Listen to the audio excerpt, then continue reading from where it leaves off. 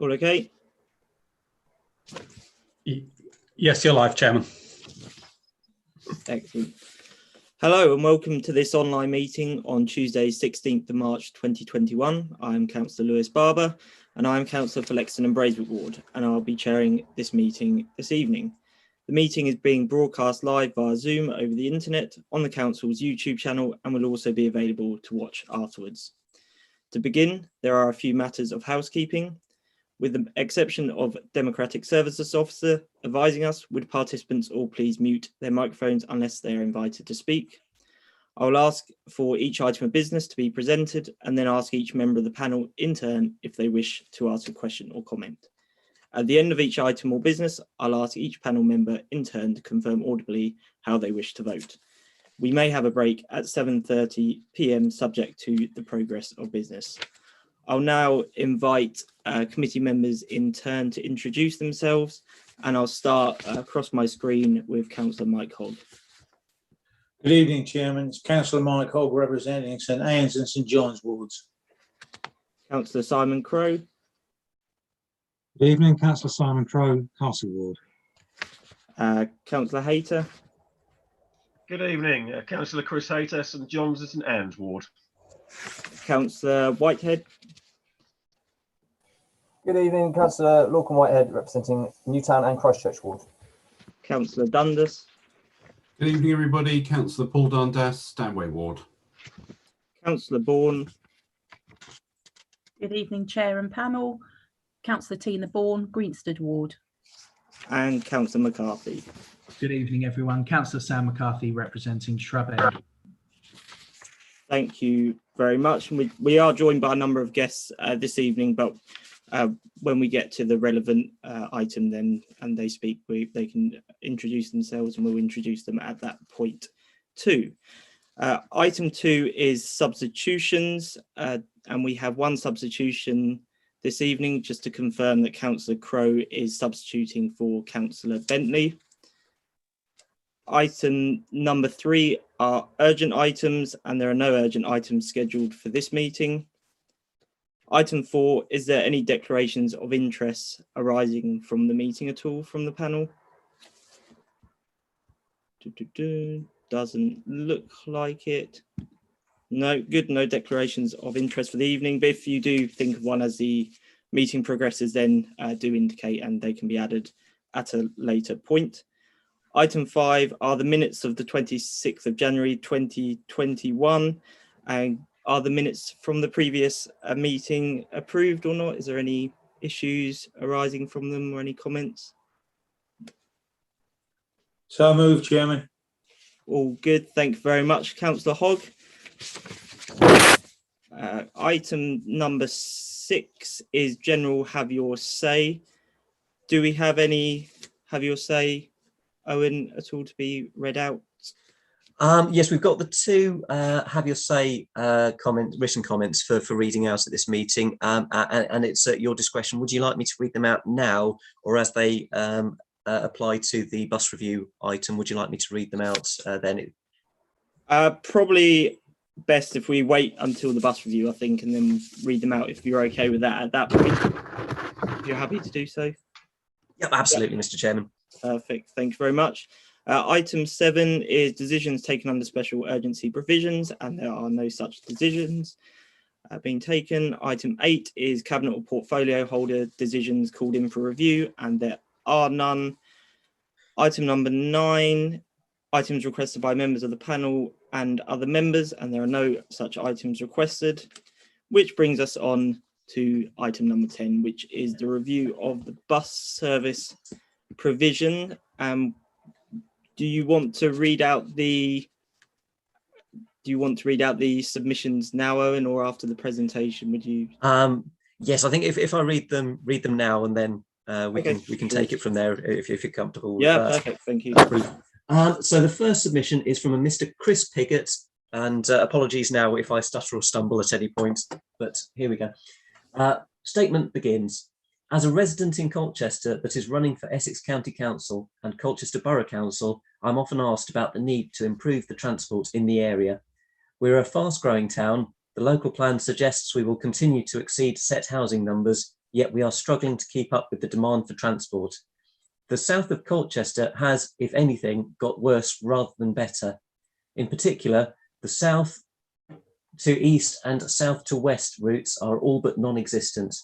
For example, a simple 2.5 mile trip from the Solus Estate to King Harold Road in Prettygate can take up to an hour and needing 2 bus journeys in the process. Can I have some assurance the future looks better for residents living in the south of Colchester that rely on public transport? End of statement. Mr. Chairman, would you like me to read both of them and then potentially go to officers and the panel for any comments afterwards? Yeah, I think that would be best. Yeah. Thank you. Yeah, perfect. Thanks. So, second statement, submission from Mr. Thomas Rowe. Statement begins. I have been informed of this committee, which I believe is taking place with bus companies in attendance. After some research with residents in my area, I would like to submit the below questions for the committee and the bus companies to respond to. Question 1. Could a circular route from Ipswich Road to the hospital be investigated? Passengers from St Anne's and St John's to the hospital find this lack of service very frustrating. Question 2. Could you evaluate the possibility of the number 2 bus to stop on Queen Street? Question 3. Buses take breaks at North Station, which can make it very time consuming for commuters. We obviously all understand the need for rest and recuperation, but could it be organised not to coincide with commuting and rush hours? This can make a bus journey across Colchester almost the same time as a commute from London. Question 4. On the point of commuting, bus times seem to be slightly out of kilter with trains arriving. This is very frustrating, so could you please liaise with Greater Anglia to better coordinate arrival and departure times for improved connections and journey times? Question 4A. Could you tell us how often this is reviewed and what you think is acceptable, what you think an acceptable wait time is for passengers getting off busy trains to connect with a bus? Question 5. Could pricing be a little more competitive during off-peak hours to encourage more users? It seems pre-COVID, the buses were often empty during off-peak times. Question 6. Could the buses run a few hours later to help facilitate the nighttime economy? And finally, question 7. How often are routes reviewed and how is demand measured or predicted to determine new routes and times? Statement ends. Thank you, Owen. Do any of the panel members wish to make comment on either of the statements at this point, or officers at all? Probably if the bus companies wanted to pick up the representatives from the bus companies, if they're okay to do so, maybe they could answer any of the questions if they wanted at the point when they come into the discussion, just to avoid the meeting sort of going off tangent a bit, if that's okay. No panel members? Okay, we'll move on then to the agenda item presentation, which is being given by Jane Thompson, who's Colchester Borough Council's Transport and Sustainability Joint Lead. Jane, would you like to come in at this point to present on the report at all? I'm taking it the bulk of the report is read by panel members, so if you wanted to come in at this point. Yes, thank you, Chair. The review of bus service provision in Colchester, the scrutiny panel today is going to look at how the panel can review the bus service provision. The scrutiny panel has requested a review of bus services in Colchester and to consider what further action needs to be taken in respect of the review. This review follows on from the earlier 2017 review, but it is separate, looking at the circumstances affecting the bus services today.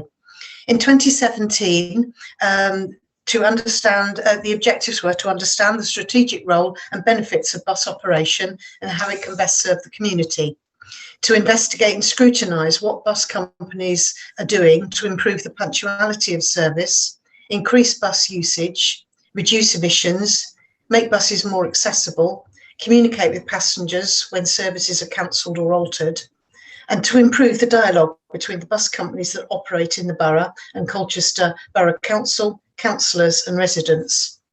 At the 2019 bus review, Community 360 and Essex County Council, as well as the operators, were invited to feedback information, which you will see is set out in Appendix 1 to my report. Also at the meeting, panel recommended to Cabinet that a draft public transport strategy be prepared. Although Cabinet declined, they reiterated their support for bus operations in Colchester. This, of course, has in some way been superseded by the drafting of the Colchester Future Transport Strategy, which I'm sure Essex County Council colleagues will update us on shortly. It was subsequently decided to revisit the review and to send some new questions to the bus operators, Community 360 and Essex County Council, and to invite them to discuss the issues on how to promote bus use in Colchester. So, the slide will actually show how we can help. As you can see, following on from the previous review, we need to look at the current circumstances. And of course, although the Borough Council are not the highway or the Transport Authority, but we can help to bring everyone together. So the Borough Council's role in influencing promoting bus services in the borough is, of course, responding to Essex County Council's future transport strategy, where we reiterated the integrating of transport, public transport improvements. We stated in there the eco parking, or park and choose, as it's called in Colchester, carrying out and working with others to promote projects which help reduce traffic in the town centre. And this, for example, is the e-cargo bikes project, improved cycling and walking routes. Of course, these initiatives help reduce the traffic in the town centre and making it easier for buses to get through. We also produce the Borough Council's local plan, and we look at planning applications in accordance with the planning policies. We set out air quality requirements. Promoting clean air campaigns is something else that the borough carries out. Hosting Colchester Travel Plan Club as well, which helps influence over 10,000 staff and students in their travel choices. And of course, we attend the Essex County Council Bus Operators meeting. So although the Borough Council is not the Transport or Highway Authority, we do try hard to actually promote bus travel in Colchester. Would the Chair now like to invite Essex County Council colleagues, Sustainable Transport Strategy and Passenger Transport Strategy, to explain how they carry out their work and their policies? Yeah, please. Thank you, Jane. Very interesting. If representatives from Essex County Council wish to make comment now. Okay, shall I start off? Yeah, thank you, Helen. If that's okay. So my name's Helen Morris. I look after something called the Integrated Passenger Transport Unit at Essex County Council. First of all, I'd like to say thank you very much for inviting us. It's nice to be back again. Just a reminder to everybody that as officers, we can talk about context and answer factual questions, but particularly this close to the pre-election period, if you've got a particular issue you would like to debate, can I ask you to help us out by saving it for our cabinet members rather than us, given we are so close to the pre-election period. So I was asked to start with a few comments about strategy and about where we are, particularly in terms of COVID. So I'm going to do three things. I'm going to talk a bit about some of the structural issues in the bus network across Essex and Colchester. Sorry, I've got a bit of background noise going in with my family. I hope that's not interfering too badly. Then I'll talk about COVID and what the impacts of COVID have been. And then I'll talk about the future strategy, including the Department for Transport bus strategy that was published yesterday, and which is potentially extremely significant for Essex and Colchester. So the structural issues. So outside of London, in the rest of England, we have a deregulated bus model, which means that the vast majority of services, around about 85% in Essex, are run entirely commercially.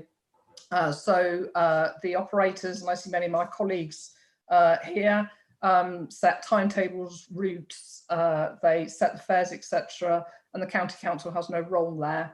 The county council does support around 15% of the network with taxpayer support, and Essex has a good record on that. So we're still putting around 9 million across Essex into the supported network.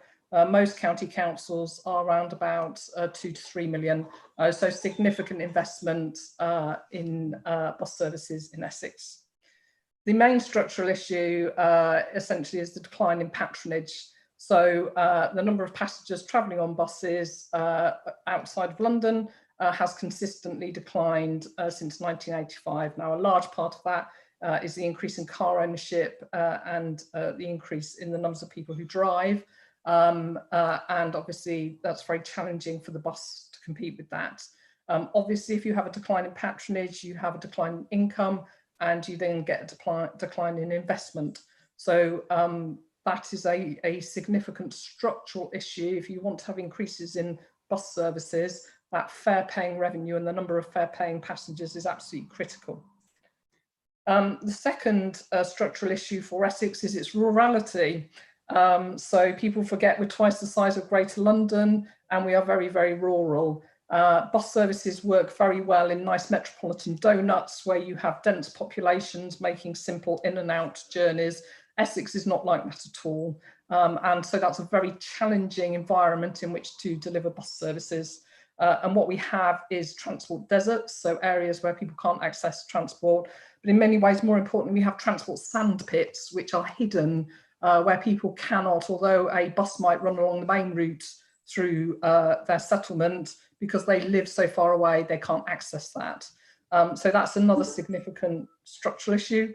Congestion, which came up in one of the comments earlier, that's another significant issue for bus companies.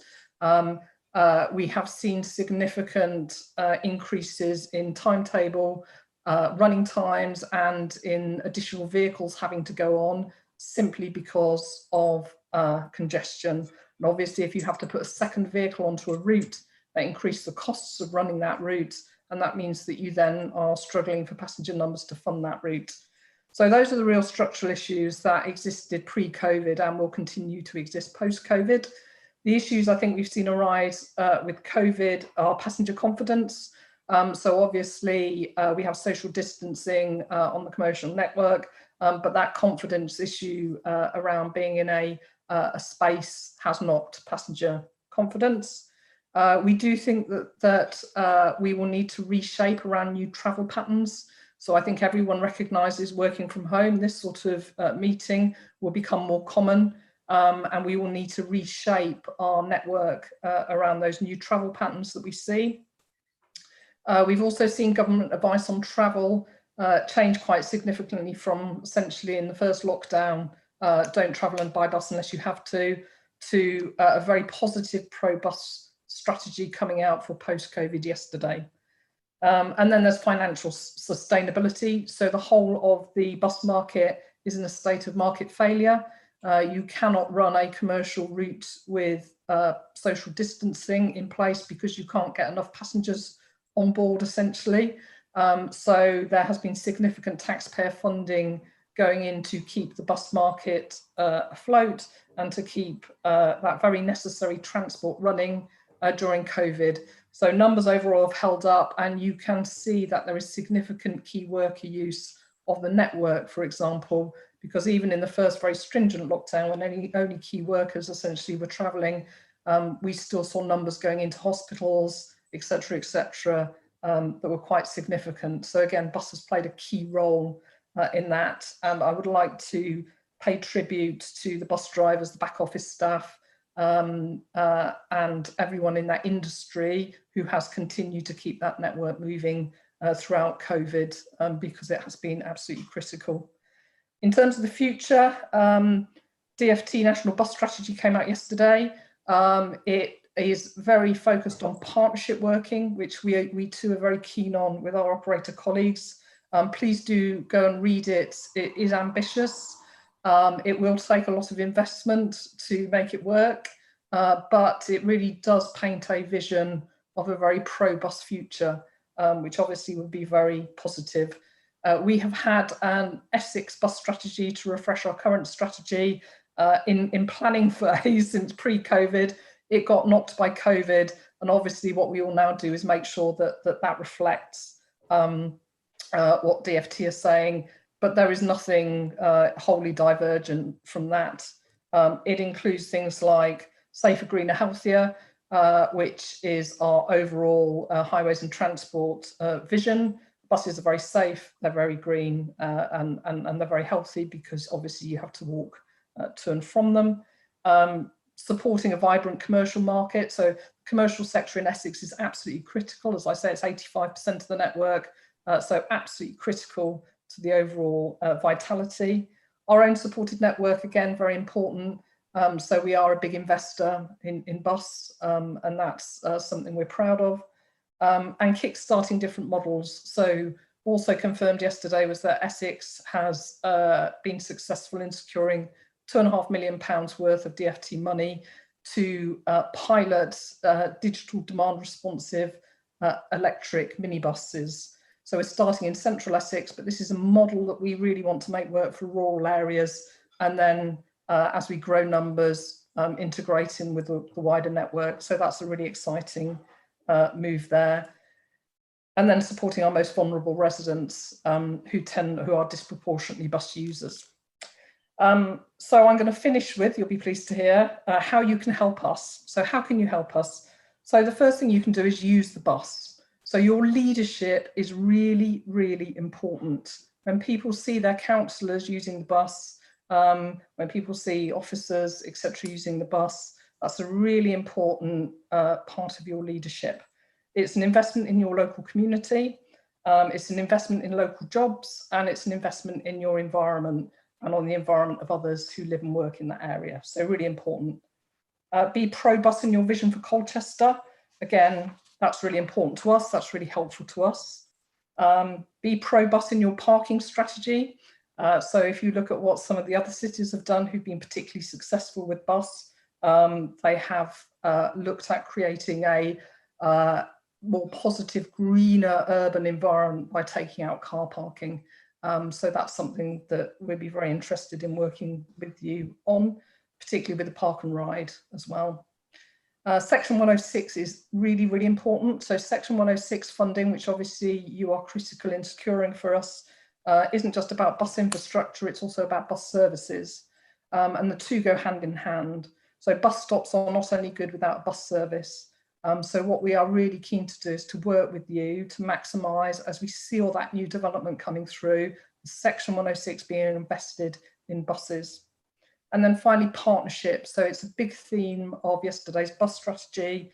As I say, we can't do a lot of the pro-bus stuff without your support, particularly around parking and other broader issues like that. So we're really, really keen to work in partnership with you on that one. And I will stop there. Thank you very much, Helen. Very interesting. I was just wondering, Tracy or Richard, did you want to make any? I think that representatives from Essex County. Yes, I work with Helen. Sorry, I'm Richard Gravatt, Passenger Transport Strategy Manager. I work for Helen. I'd just like to add that as well as the 8 million or 9 million we spend on local bus services, we spend something like 17.6 million this year on concessionary bus passes. That's allowing older people and people with disabilities to travel. And that we also spend over 20 million on home to school transport. So that's county-wide, both those figures. And those are county-wide statutory responsibilities. Thank you. Thank you. Tracy, was there anything you wish to add at this point? Possibly. I am Tracy Vickers. I'm Head of Sustainable Transport for Essex County Council. I know you are expecting me to present back on the Colchester transport strategy, but I've been advised by Councillor Bentley that we had insufficient responses, and so we're going to go back out to consultation to get some more. So just to clear off that point of order first. On the sustainable transport and active travel point, I work with Helen, and although we're in different departments, we're all part of highways and transportation, and bus is very, very much a sustainable part of our future. And everything that we are doing within Essex County Council and with the Climate Change Commission specifically, looks to do three things.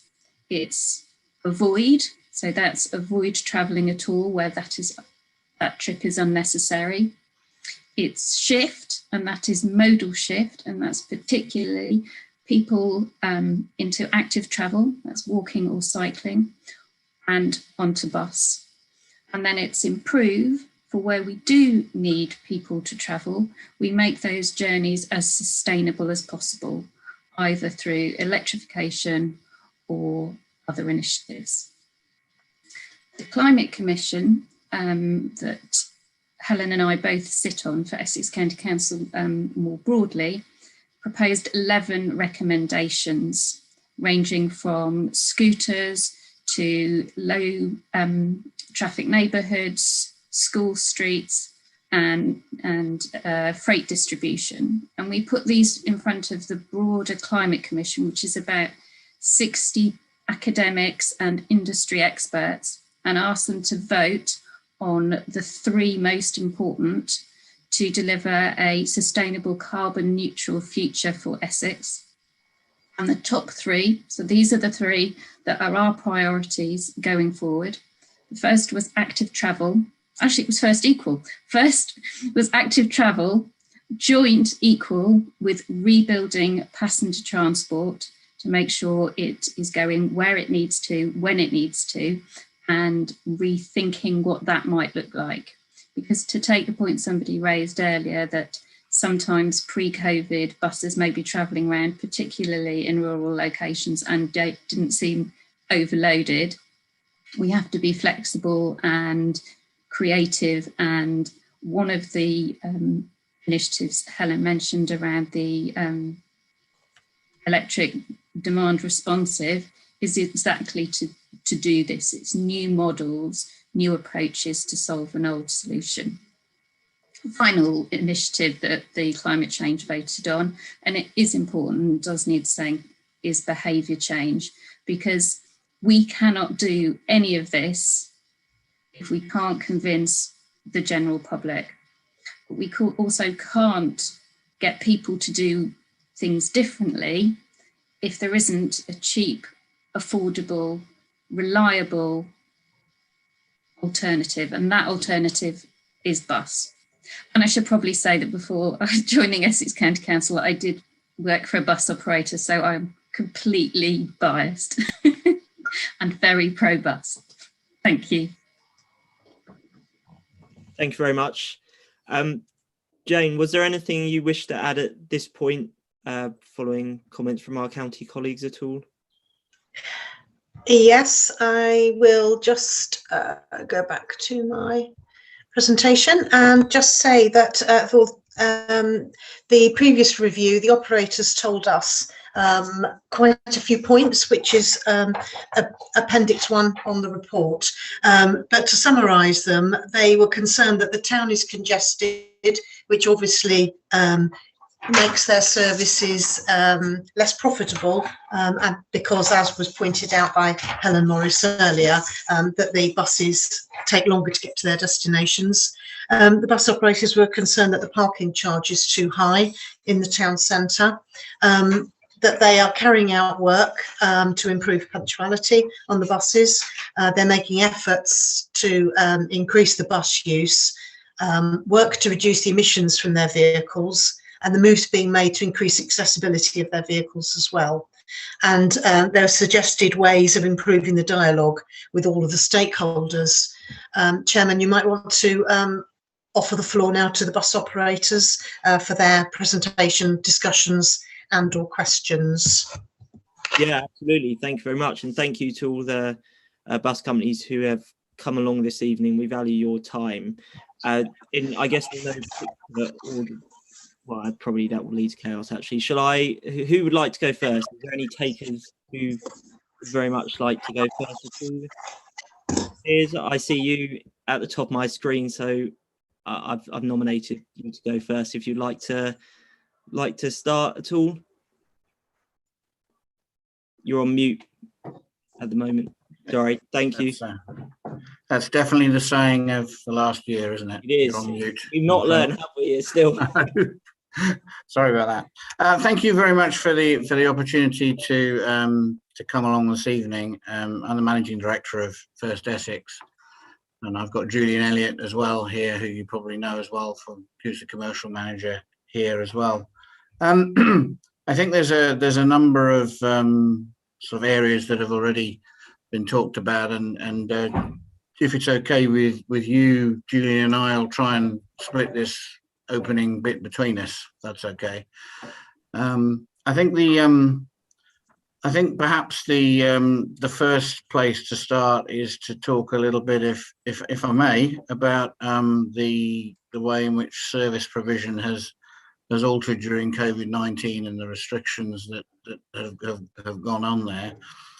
As already covered by several of the speakers, it's been a very, very difficult time with very low passenger numbers during a period of peaks and troughs since last March.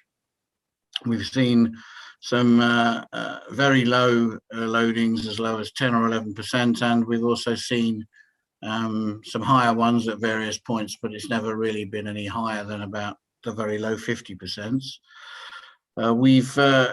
We've been following throughout all the necessary COVID regulations for our own people and for our passengers throughout. We have tried to stick to all the guidance we can, especially to do with the social distancing on the vehicles. But of course, the net effect of that has been to see our capacity dramatically reduced as well. I think the lowest position we got into in the last 12 months was to run around 40% of our normal mileage, which was between about April and June 2020. And gradually we came back to some fuller levels of service by September 2020. As I say, we were down to 10% in the worst days, and up to about 55% since the height of November. Provision also reduced during January to reflect the current lockdown. Some areas were increased to reflect the opening of schools last week, and we've been trying our best to plan for that. Further changes are planned for the 12th of April to try to reflect whatever increased demand may come in the latest opening up, and as hospitality businesses resume trading. Our current passengers are running at about 35 to 40% of pre-COVID levels now that the schools have returned. We may come back in a minute to what the immediate future may hold, if that's okay. But I wondered if I could just pass to Julian to pick up some questions, specific questions about punctuality, or do you want to stick on the COVID situation at the moment? Thank you, Piers. I'd just like to cover, we mentioned earlier on about punctuality in the opening comments of the bus strategy bits that Helen covered earlier. We noted that, I mean, during the pandemic, one of the features obviously has been a lot less traffic on the roads, and our timetables have reflected this. And so they've, several timetables are running with reduced running time, and there's less variability in journey times across the day. And that's kind of shown an improvement in punctuality as a result. And really what I wanted to say was that this shows what can be done if buses are able to be sped up and achieve consistent journey times. And it kind of highlights the need for bus prioritisation measures to enable operators to run punctual and efficient services to be delivered as we come out of the pandemic. To the customer, now the certainty of a consistent journey time, we know it's going to take 50 minutes to get from A to B, it is a real good incentive to travel. Whereas, when congestion was high, when there were significant traffic problems, it's the variability that makes services potentially unreliable at times. And that consistency in journey time is something we need to aspire to as we come out of the pandemic and build back. Obviously, a big risk to us operators is that traffic levels may quickly return to pre-pandemic levels, and buses could once again be slowed up by unpredictable varying levels of congestion and face increasing costs, and subsequently an uphill struggle to grow the passenger pace back. So, and one of the questions we asked is, what can be done to make bus travel more attractive, to encourage greater use?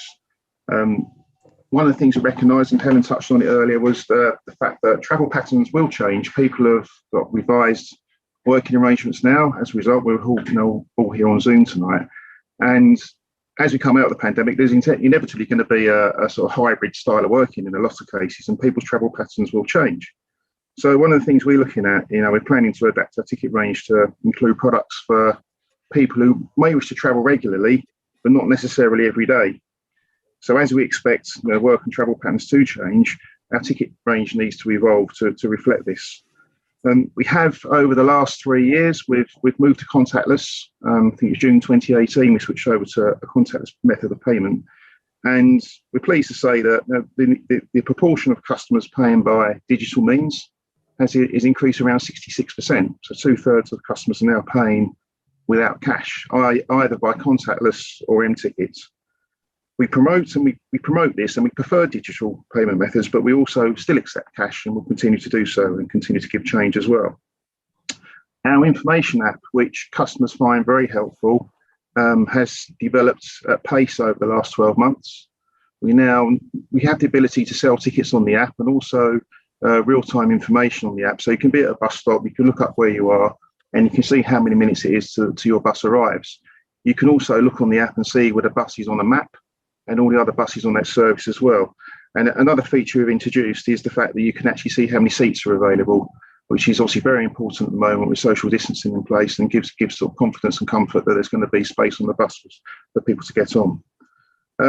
So as well as, I think it's touched on as well by Helen, we would urge a review of car parking charges that will be appropriate as well to encourage more sustainable methods of transport.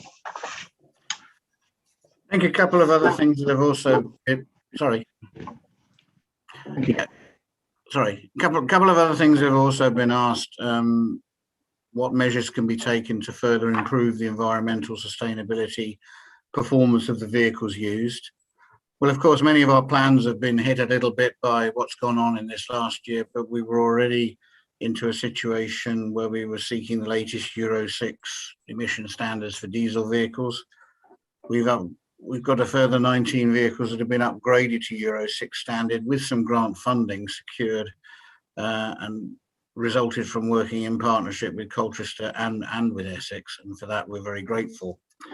We also operate a system called Green Road, which encourages safe and efficient driving styles, which also helps to reduce emissions and improves fuel consumption and puts safety at the very head of our agenda. We've also been asked about our thoughts and aspirations for the next 10 to 20 years of bus service provision. I can't tell you how happy it makes me to be thinking about distances like that rather than months, which has been what the last year's really been about.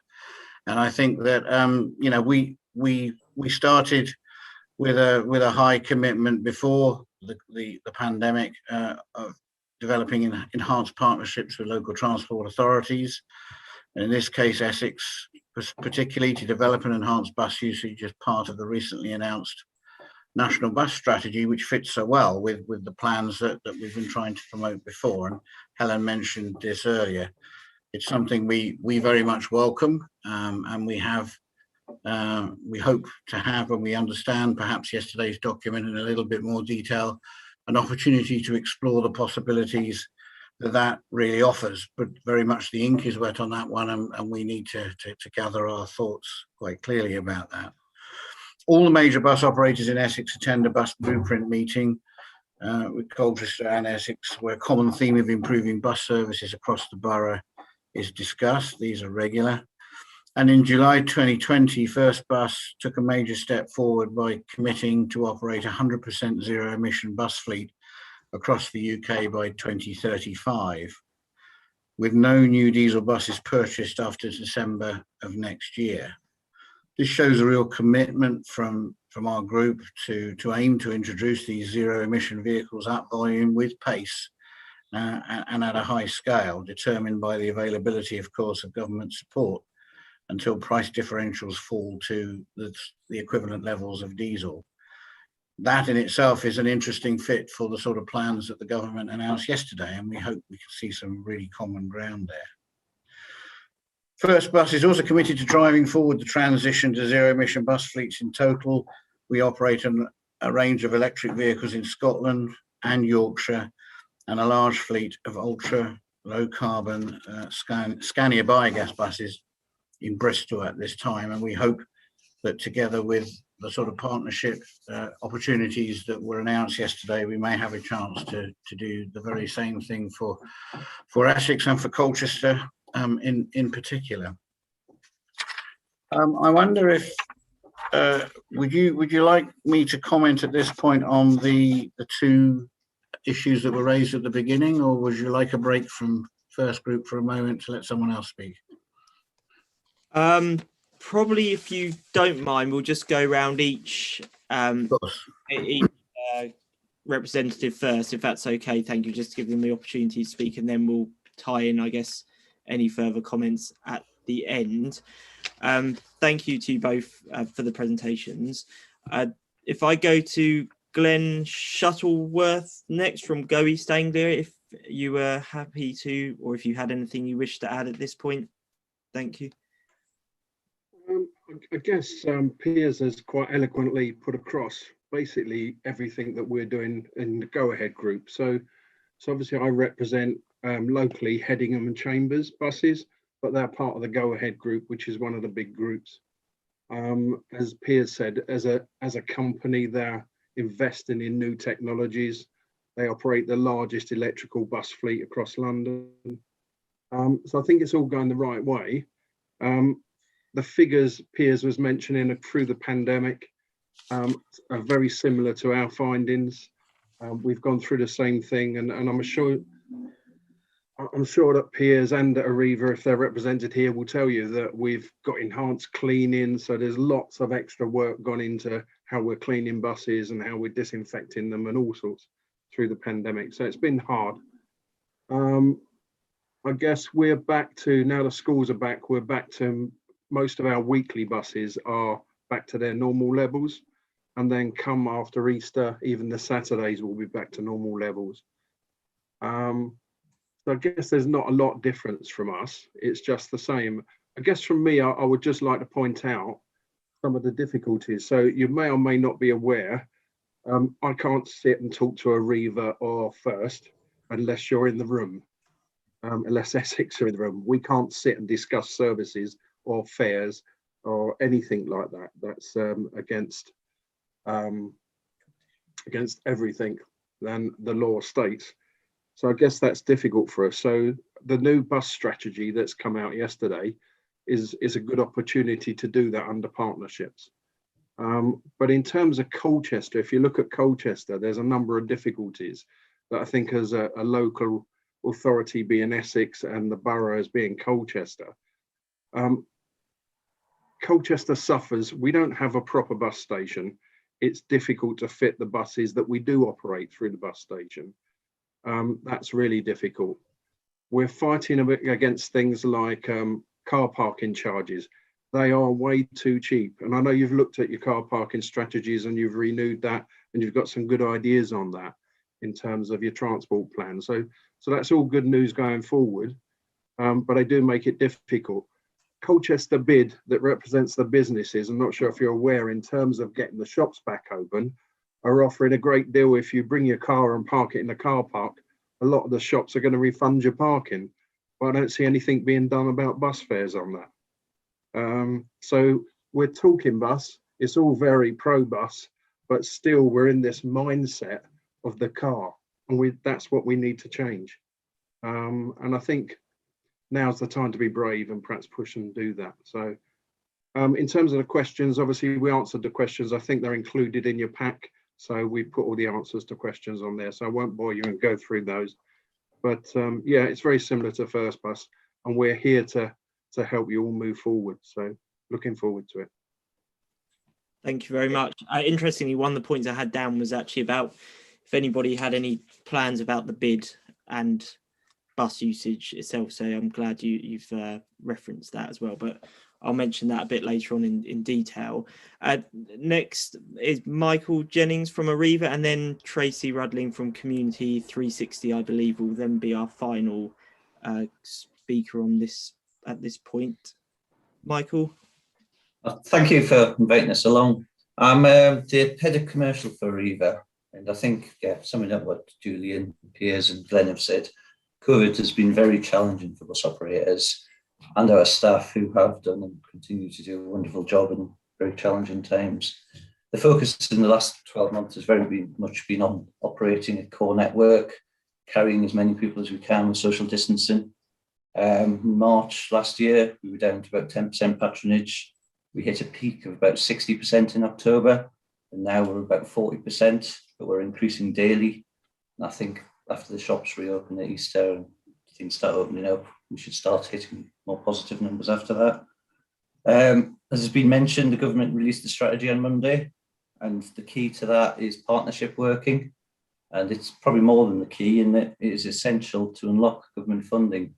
If there's no partnership, you can't get the money. I think it's a huge opportunity to do things differently and take a more holistic approach through partnership. There's new technology out there. It's an opportunity to harness the new technology and opportunities, and to harness government support for the bus. Governments have never historically always been too supportive of buses. As positive that we're in the environment where they are. I think the key future for the bus network is it's about reliability and simplicity. Congestion is always a challenge, and this is the opportunity we've got to address that. It's a once in a generation opportunity, and we've got to get people back on the bus, and then we've got to persuade more people that the bus is for them. We've just got to challenge the way things have always been.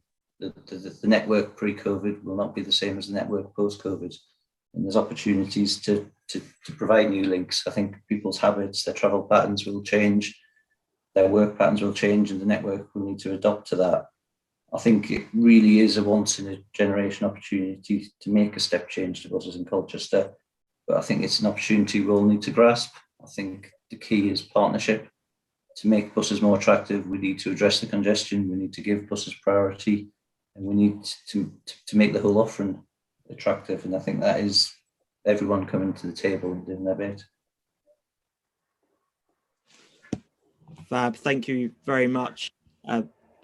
Tracy, would you like to make any comments at this point at all? If I have left anyone out, I've desperately been scanning my screen to ensure I haven't, but do give a wave, and hopefully Owen or I will pick it up. But Tracy, I think your final speaker at this point. Yes, thank you, everybody. Thank you very much for inviting us along. As you know, we're slightly different in that we're not a commercial operator. We're a charity that supplies accessible minibuses. We've got to have accessible minibuses to reach the most vulnerable people really in Colchester on a doorstep to doorstep kind of opportunity for them. Yes, it's been the same as everybody else, extremely challenging year for us. Usually we provide over 50,000 trips in the borough to the most vulnerable people, and for those that are unable to access public transport is sort of our raison d'etre in respect of what we supply. And what we've been trying to do is realign what we've been doing as a community transport operator, because as you can imagine, most of our clients are the most clinically extremely vulnerable as well, so they've been shielding. We lost 80% of our volunteers at the first part of COVID, which meant our social cars weren't operating. But what it's done for us is we've still invested in community transport in Colchester. So we've invested in the app, we've invested in 5 new lease buses, contactless payments, and obviously had to make all of our buses and social cars that are still on the road COVID compliant. We're currently going to finish the year probably at about 18,000 trips. But what we've also been doing is supporting the vaccination sites. We've got social prescribers on our buses.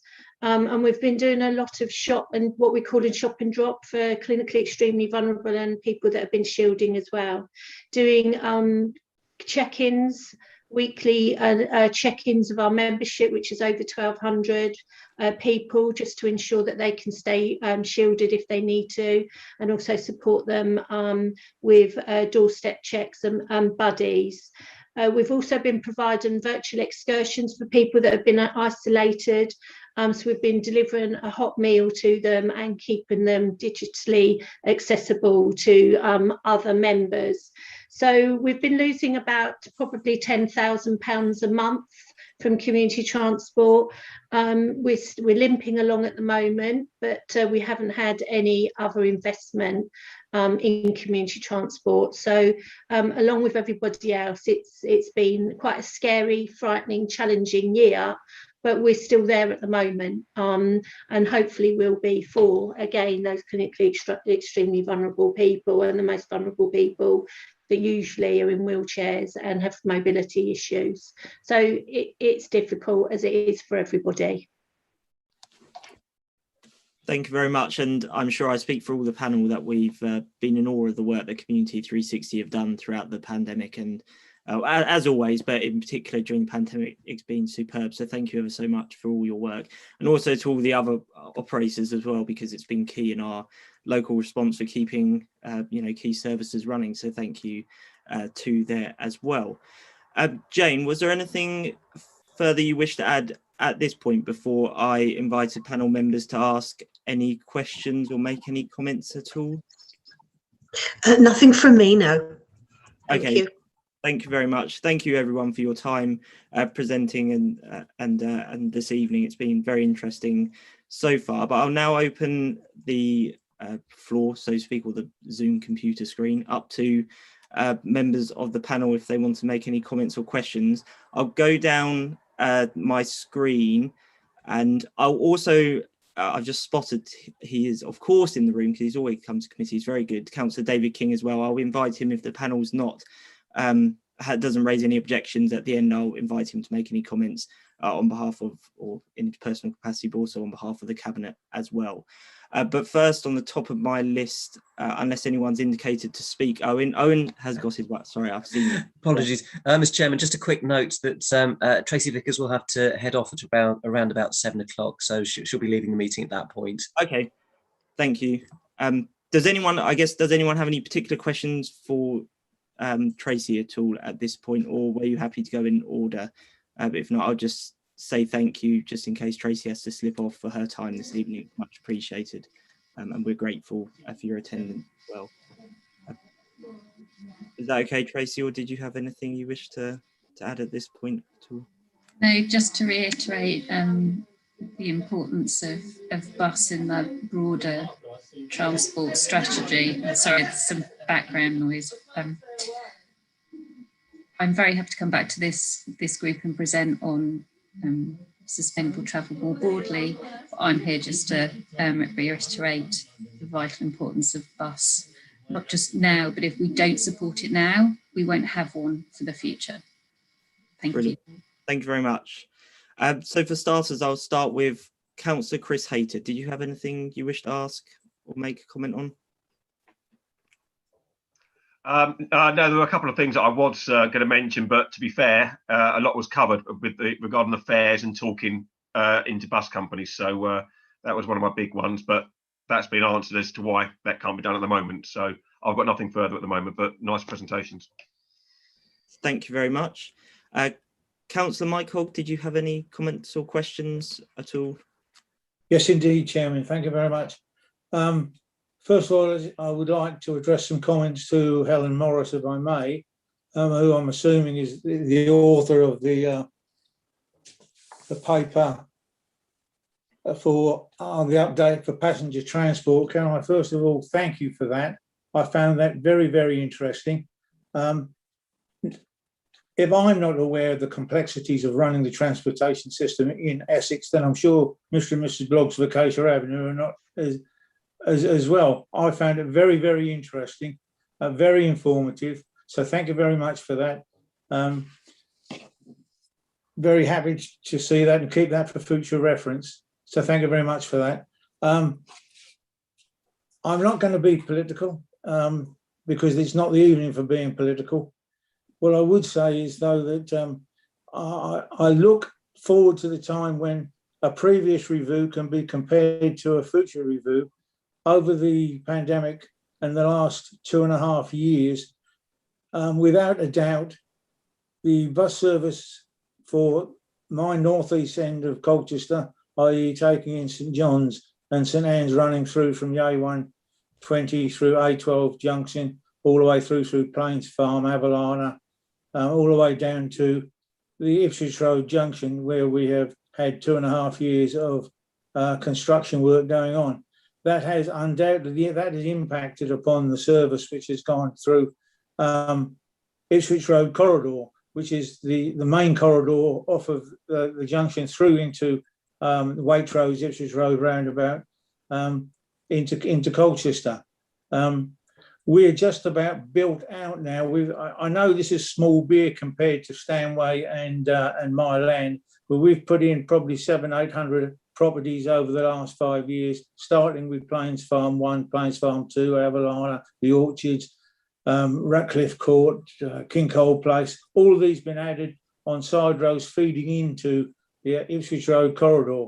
So once when we understand we're looking at a matter of weeks before the Ipswich Road, Harwich Road junctions are complete and handed over, it's going to be very interesting indeed to see a review of what the services are post and pre the construction work. So I hope that we can work with the bus companies, in particular First Bus and Ipswich Bus, who are our main carriers, because that has had a real negative effect on all those living in St Anne's and St John's, and to a degree High Woods on the other side of the road.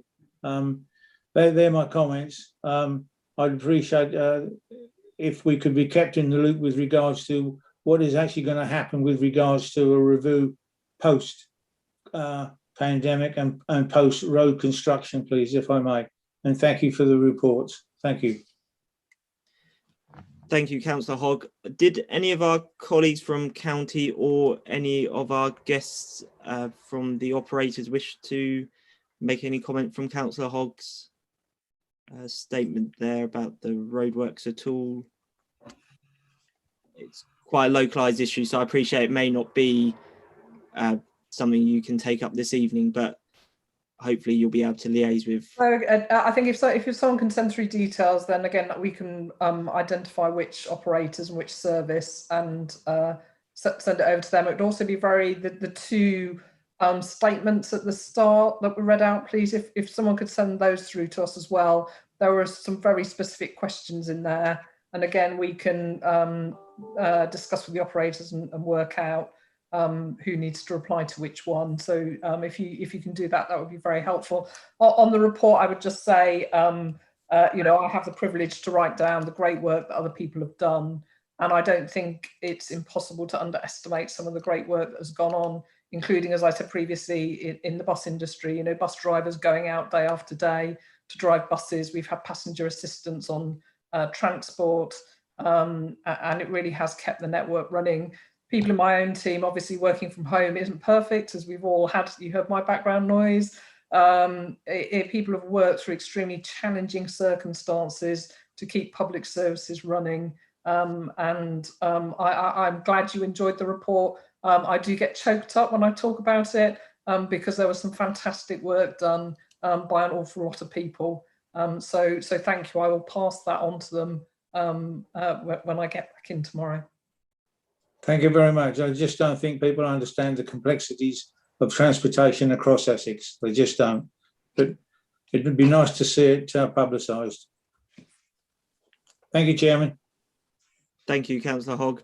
Owen, were you okay to arrange those being sent? Was that okay?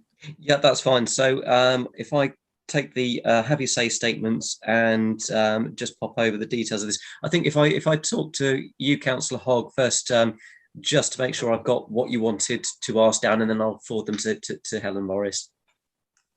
Brilliant, thank you. Was that okay, Councillor Hogg? That's fine. Thank you, Chairman.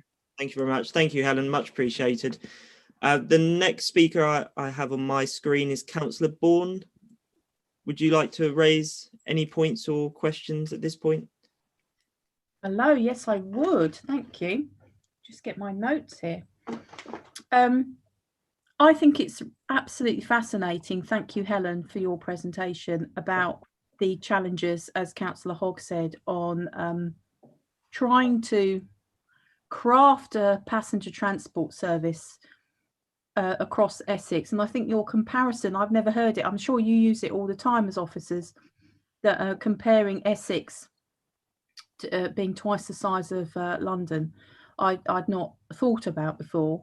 And obviously all that travel is going in and then out, and Essex having a hinterland must be very difficult. So I wondered whether maybe Essex is a bit too large to make bus travel effective, and maybe that is an opportunity for groups like Community 360 that Tracy spearheads excellently, and some other mutual providers, which fits in very nicely with the next agenda item, actually. Funny that. For them to come forward and have a look at maybe taking some of those routes off. And I just wondered what the panel thought about that. The other thing is I can't remember who said it, but it was very, very clear. It could have been Piers, actually. You know, having a longer timeline to plan for services is not something that bus companies have had the luxury of doing recently in previous years, and that must make it very difficult, because then you start, and why wouldn't bus companies start to look at the more profitable routes, the ones that are either subsidised very well by Essex County Council, or the ones where the footfall is the best, and that does leave our rural communities in complete isolation. One thing we know from COVID, and we shouldn't plan a whole passenger transport service around COVID, but it has been stark that isolation has been even worse for those residents living in rural areas. The other thing I wondered about was the recent national announcements, and whether it's the time tonight to be honest about the barriers that there are to residents wanting to engage with bus travel, and bus companies trying to get the best deal for themselves. And I have no problem with bus companies trying to get the best deal for themselves, because otherwise they won't exist. We won't have the routes. If we don't have the routes, we won't have the passengers. And actually local authorities and Colchester Borough Council has a real passion for environmental and sustainable transport, and we won't be able to achieve any of that without bus companies' support. So the recent national announcements, still coming out with some of the detail, is there a better opportunity to be having a conversation in the round much better? I mean, this is a very small panel, obviously extremely powerful, but nobody has to listen to us. We make recommendations to Cabinet, but no one has. And actually, Colchester Borough Council doesn't hold the passenger transport stuff, but our residents are really affected by good transport links and poor transport links. So it is. We are all very interested on bus travel because it ticks so many boxes for us as a local authority. And it just is, it's just logical, isn't it? I mean, you can't think of any reasons why you wouldn't do it, but there are barriers. And lots of people lots of residents haven't been on a bus for years, maybe even since the 1980s, because, lots of people have a car these days. Why would you bother using your going on the bus when you've got a car, and especially if you haven't reached the age where you have free bus travel? So that's hardly a very coherent response, sorry, Chair, but just a few thoughts there. Thank you. Thank you very much. No, thoughts are welcome. The interesting point, particularly on the recent announcement from the government, because that was something I was going to ask about as well, so I can cross that one off the list. And maybe if Helen, Richard, or I think Tracy's probably gone now. Yeah. I can okay. Pick that one up. So I think there's three things there. Is Essex too large is a really good question. So I think it's not the scale, it's the diversity. So I always say Essex has everything except a mountain. We've got airports, we've got coastline, we've got new towns, we've got Roman towns, and you need a different sort of network for each of those. I think one of the things we're really keen on, obviously the new strategy only came out yesterday, and we need to think about how we take that forward. But the diversity of Essex does need a level of granular district level planning that is perhaps different to somewhere else. So a lot of the examples that DfT have included in their strategy are places like Brighton and Oxford, where there is a sort of self-contained geography. So I'm not saying it's easy, but it's easy, or it's easier than Essex. Essex is much more challenging than that, it's that guessing how do we manage and resource that granular level of planning for each of our areas and their differences and diversity. So I think that's the challenge. And I'm not denying it's there, because it definitely is, and we need to think about how we do that. Long-term planning, absolutely. So again, it's I think there was an interesting mix of carrot and stick in what the government's proposed yesterday, and we need to work out how we make sure that we get more carrot than stick, because I think that's what we'd all like to be. There are some potential funding opportunities. Some of the money has already been announced. So the 2.5 million I mentioned earlier for the Rural Mobility Fund, which is for the digital demand response minibuses, that is part of the 3 billion. So some of that money has already been announced, and quite a lot of it has already been announced has gone to the cities. I think there is an issue for rural communities. So the electric buses is interesting. So the sentence talks about funding 4,000 electric buses. So what the current structure of that grant fund is that DfT fund 75% of the difference between the cost of a standard diesel and an electric bus. So in truth, once you read the small print, somebody somewhere in Essex, in Colchester, would have to find 150, 160,000 per bus for that first bit of investment, and then DfT top it up. Now, I'm not sure if anyone has that sort of money at the moment. We certainly don't. I don't think many operators do coming out of COVID, and I don't think many districts and boroughs do coming out of COVID as well.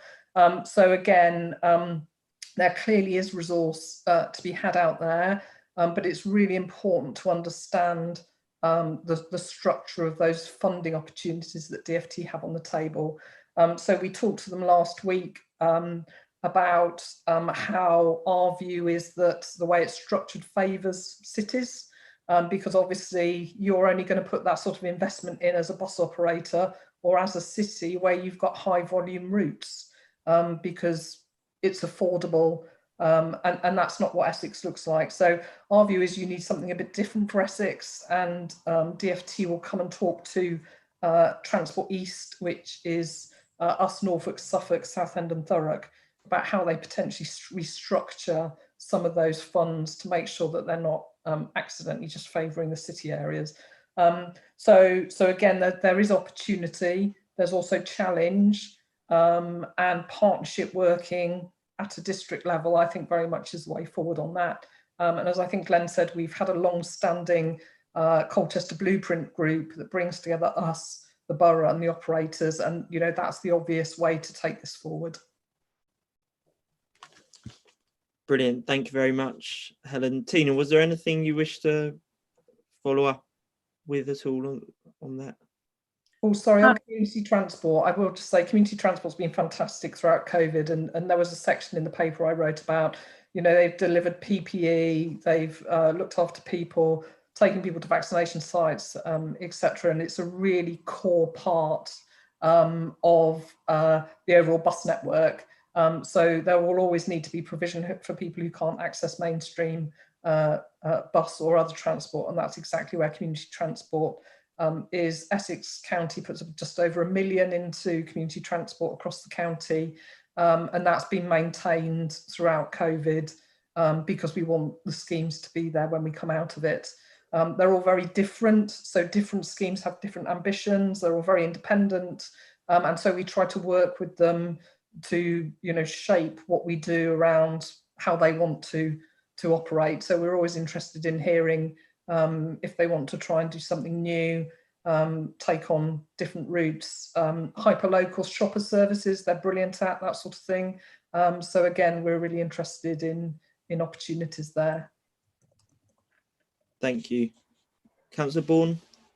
No, that's great. Thank you. I was just thinking that there is quite an opportunity there for community transport to do even more, and I know that Tracy and her team are willing to do that. That doesn't detract from the services that are provided by the bus operators, and maybe there's a better way of doing that, particularly in Colchester. Obviously, we're going to be very selfish. We only have to think about Colchester and surrounding areas. You, Helen, have to think about everywhere else, as do other bus operators. I do appreciate that. Thank you. Yeah, and in my ward before COVID anyway, there's a very good shopper service being provided from Aldermate Ash Green into Sainsbury's, which was working very well, and very grateful for that being run. And I think there was something being launched in Epping Forest District Council as well, a community bus, which seems to be quite successful too, which was a good initiative. So who have I got next? Because actually the names have all moved out of order, so that's thrown my plan there. I think Councillor McCarthy, would you like to make any comments or answer any questions at all? Thank you, Chair. I would. Sorry, Councillor McCarthy. Sorry, Mr. Chairman. I just wanted to say that Mr. Marlowe and Mr. Gravett both have their hands up. I just wanted to check if that was to do with the point that Councillor Bourne raised. Yeah, would they like to come in at all? Sorry, it's Richard Gravatt. I'll just wanted to build on what Helen was saying in two areas. First of all, the new national bus strategy is very detailed. It's covered everything we've talked about so far this evening is mentioned in there. And I think nearly everything we will talk about going on this evening will be mentioned in there in one way or another. It does focus very strongly on partnership working, and not just between the local transport authority and operators, normal bus operators. The partnership approach that they're urging local councils, local transport authorities to adopt includes community transport services as statutory consultees. So they will be part of the consultation about redesigning the network going ahead. And I would urge everyone who has an interest in the matter to read that. Unlike many government documents, it is actually quite readable and open. It's not a dense read in that sense, although there is quite a lot of it. I think the second thing is Councillor Bourne raised a very interesting point, which is the role that Colchester as a borough plays. And it is true that you're not the local transport authority and you don't operate buses, but you do have a very big impact on the way that bus services develop in your borough. And that's to do with all the functions you have around planning. So how you plan, the design requirements you build into the planning, the developer payments through Section 106 and the other funding streams for both bus services and infrastructure, as Helen mentioned earlier, down to the way that you look at redeveloping your town centres and the parking strategy. Those are all part of the wider field of partnership working, where I think if we're to get the best out of the opportunities that the new bus strategy offers, then we're going to need to work together towards that. And both the national bus strategy and the approach Essex has been thinking about, and which we've talked about at the Colchester Bus Blueprint Group, which incidentally also includes representatives from the big group and from Colchester Hospital, so they regularly attend and take part, is that we will have that granular local design to the network we're looking at. So rather than coming up with a one Essex approach to everything, we'll have an approach which looks at an individual area and tries to shape the network for that area in the best way we can with the resources that are available. So I thought that would just help sort of point out how important Colchester can be to that particular area of work. Brilliant, thank you. Piers, was there anything you wish to add at all? Very, very quickly, if you don't mind, I just wanted to say that I think that, you know, very little positive has come out of the whole COVID pandemic. We know that. The government report yesterday and the opportunities that offer really provide a huge opportunity, I think, for a partnership-based approach that I think will benefit everywhere in Essex and absolutely including Colchester. And I think we very much welcome it and think the possibilities are great. And much of what Councillor Bourne mentioned as well about the opportunities for other modes as well as the big operators that are already here, we welcome that as well. I think the only point I would say is please have a little patience with us, because the next few months and how we come out of it are not quite so clear. And we suspect we may have some particular problems with the imbalance between the capacity we can offer and the amount that people want to travel. But we'll do our utmost to manage that and try and come out of that in the right way, and hopefully with the help of some of the people that are on this call as well. Brilliant, thank you very much. Very positive comments there as well, which is very hopeful, so that's good to hear. On the Councillor Bourne, sorry, but were you all okay with? Yep, brilliant. Okay, thank you very much. Next on my rapidly changing list is Councillor Crowe. Thank you, Chair, and I'd like to thank everyone who's come along to speak to us tonight. It's been really interesting and informative to hear about the challenges that the industry has faced over the past year during this crisis, and the challenges that lie ahead, and the proposals to make bus travel more appealing and user-friendly going forward. As a ward councillor, I've been asked on occasions what I'm going to do about all the traffic in the town. And of course, the answer to that is to have less traffic, less people in their cars. And buses provide a big part of that solution. So the more we can do to add to the appeal of using buses, then the better. And just to add to that, Piers mentioned zero emission vehicles, and you said you're operating a fleet of them in Scotland. I wonder, and I did hear what Helen said about the obstacles to going forward with that in this area, but what time frame could we be looking at before we start seeing them on the streets of Colchester? Would you like me to answer that? Yeah. Yeah. If you, yes. Yes. At the moment, our early development plans have been looking at the whole range of electric options that exist. Although, of course, as I mentioned, the hydrogen ones in Scotland are also fresh on the road, and we're monitoring how they perform and how good they are. It's not something that's liable to be in the next year or two, but I can see no reason, depending on the success of the potential partnerships we may have, especially with Essex, where we might not be able to do something within 3 to 5 years. That doesn't sound very ambitious, you might say, but actually, when you think about the whole electric issue, it's the infrastructure organisation, the charging setup, and all those sorts of costs that tend to slow the things down. But I see no reason at all why we shouldn't, particularly as I say, our group has pledged that our last diesel orders will be next year. So anything else that comes new after 2022 will be of a different fuel base. Brilliant, thank you. Councillor Crowe, was there anything further you wish to add? No, I think that pretty much answers my question. So again, yeah, thank you all for coming along. Excellent, thank you very much. Councillor McCarthy, was there anything you wish to raise? Yes, please, Chair. Thank you very much indeed. I think it's a sign of really good presentations when all of the questions you have prior to a meeting gradually get ticked off as you go through. I do just have one, but I just want to say very quickly, I can drive, but I don't drive. So over the past 12 months or so, I have used First, Arriva and Headingham buses at some point over the last 12 months. I am so impressed by the drivers and how they are with us when we're getting on, because it was nerve-wracking, especially at first. And I just want to sort of pass on my thanks to all of them from all networks and how impressive they have been, how safe they've made me feel, and others. And I do hope that when we can, we do start getting back to capacity on buses, because I am certainly pro-bus. Now, Helen, your presentation has been absolutely fantastic. You mentioned initially about 2.5 million from the DFT for electric buses, electric minibuses.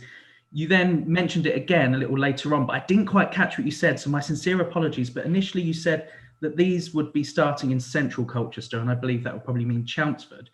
As someone who is extremely pro-Colcestrian, I just wondered why they were going to be happening in central Essex as opposed to Colchester, and if I've got the wrong end of the stick. Thanks, Chair. Okay, so yes, Central Essex, I'm afraid, not Central Colchester. So the reason for it was the DFT bidding criteria on Rurality were really, really tight, and because it is such a competitive process, you don't want to risk not getting anything by slightly stretching the criteria. So to meet the criteria on Rurality, the two pilots, and I can send you all the link on our website that's got maps and everything. It is very much in those central rural Essex areas, which are really significant deserts. So it was such a no-brainer case that, you know, I'm not saying that the 2.5 million was in the bag, but it was that.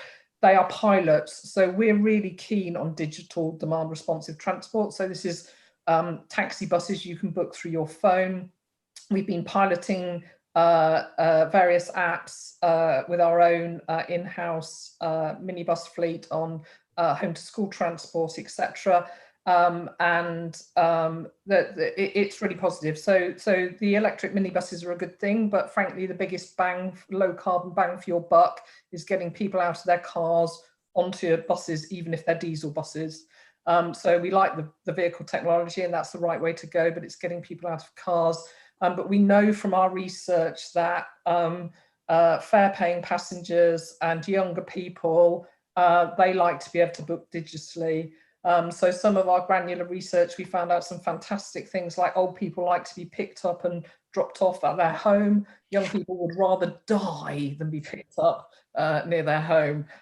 So they wanted a local landmark. So a lot of work has gone into these pilots, and we are convinced that demand responsive for our rural areas is the right way forward. And that we can help enhance and support the commercial network by doing that, because essentially you can have feeder services, you can put on demand responsive with new developments until you get enough people, and then you put on a larger traditional bus. You can use them to establish travel patterns. So, you know, if you put something on that's demand responsive and it's doing exactly the same journey every day, then that tells you something. So there's a huge amount of opportunity there, not coming to Colchester quite yet. But if we can get this right, and in particular the business model and the financials on that, then it's a really great opportunity for the way forward. So yes, I'll make sure, Richard, can you remind me as well, in case I forget, that we send the links round on that one to everybody. Brilliant, thank you. Councillor McCarthy, was there anything further you wish to add? No, that was fantastic. Thank you very much. Helen, sorry, what was the name of this pilot? It was an absolute tongue twister. I couldn't the quite. Rural Mobility Fund. So it's the DFT. Digital demand, was it digital? Oh, sorry. Yes, so it's electric digital demand responsive transport. Gosh. Okay. Owen, did you catch that at all? Sorry, I'm struggling here to. I'll put it in the email. Oh yeah, that'd be great. Thank you. Yeah, please, much appreciated. Thank you. Okay, great. Councillor Dundas. Thank you, Chair, and I just echo everybody else's comments. Thanks for coming along this evening and giving up your time. It's been very interesting. Just a few sort of comments and questions. Firstly, around the apps. Obviously, each company's got its own app. They all have good and bad points. The first seat occupancy is really good. It actually really works. I've sat on a bus and actually noticed it go up and down as people get on and off. Arriva has a really good map, but from a customer point of view, having 4 different apps to stand at a bus stop and have to look at all 4 of them to see which app, where all the buses are, it is very customer unfriendly. Now, it may well be that competition rules means that you can't have one app, although reading the bus strategy, it seems to imply if they exist at the moment, hopefully they might go. But that notwithstanding, are you all amenable to having one app which has all the buses on and a map of all of them? Because I think from the simplicity of the user point of view, that would really be beneficial. Sorry, Chair, shall I just do all my questions in one and then? Yeah, of course, yeah. Yeah. So that's a question on that.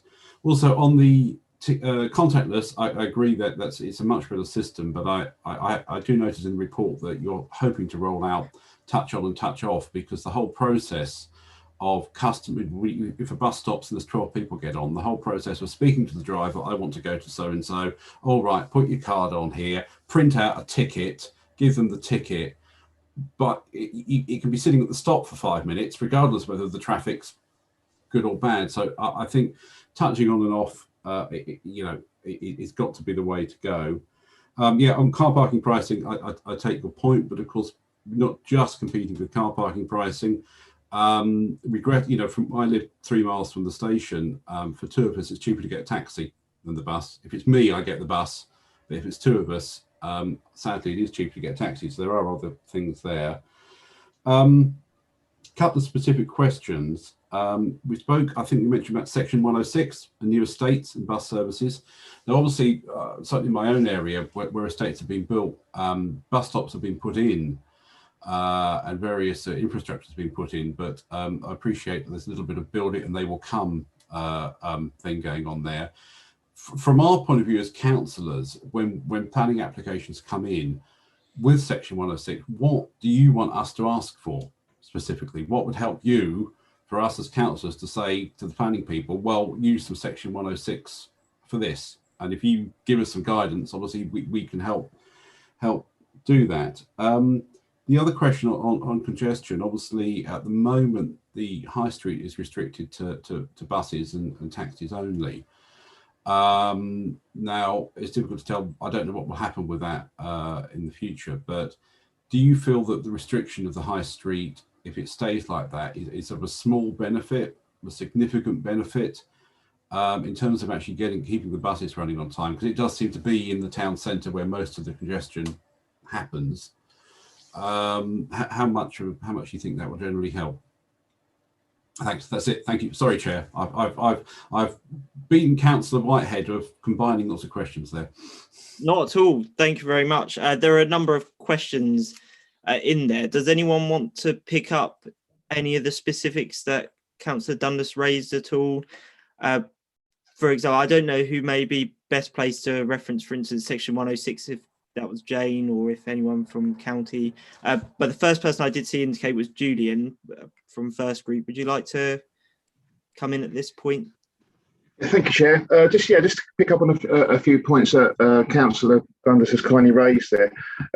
In terms of, yes, the high street, you mentioned that, it's restricted in terms of access to other vehicles at the moment. Certainly anything that allows, but it's really important that buses access the heart of town centres, actually get to the places that people really need to get to. We've seen when buses have been diverted away from their destination that footfall does drop. But key to reliable, consistent bus services is being able to kind of get in and out of the town centre quickly and easily. And just a delay of just a few minutes and can result in having to add another bus to a service, which has obviously a sort of detrimental cost impact. So anything that keeps vehicles away from high priority bus routes, corridors, and allows buses to penetrate and access the key points of interest in town centres is crucial for bus operation. Contactless, you mentioned like a touch on, touch off type scenario. Now, I mean, contactless is evolving that way. There are, you know, there is the ability to kind of develop in the future into a sort of scenario where somebody can potentially touch on and touch off with their card. It depends on a more of a kind of a less granular fare structure, and it's something that, you know, we need to sort of, I suppose all bus companies need to look at for the future. But the technology is there to sort of evolve contactless into that sort of type of ticketing. Just on the quick point on the app, yes, all bus operators have developed their own app. They've got their own ticket products and very similar but slightly different ways of presenting customer information. There is something now called the Bus Service Open Data Service, where all information is available online. All bus companies provide a kind of open data set of information, like bus stop information, and there are sort of various sort of map-based apps where you can click on a particular bus stop and it will show all bus operators live running times as to when they're due. So that technology is available in that format, and it's inevitable that, you know, bus operators are going to develop their own specific apps for their own particular products, but the data is there in a more wider environment now, and that will include fares data in the future as part of what's called the Bus Service Open Data Service.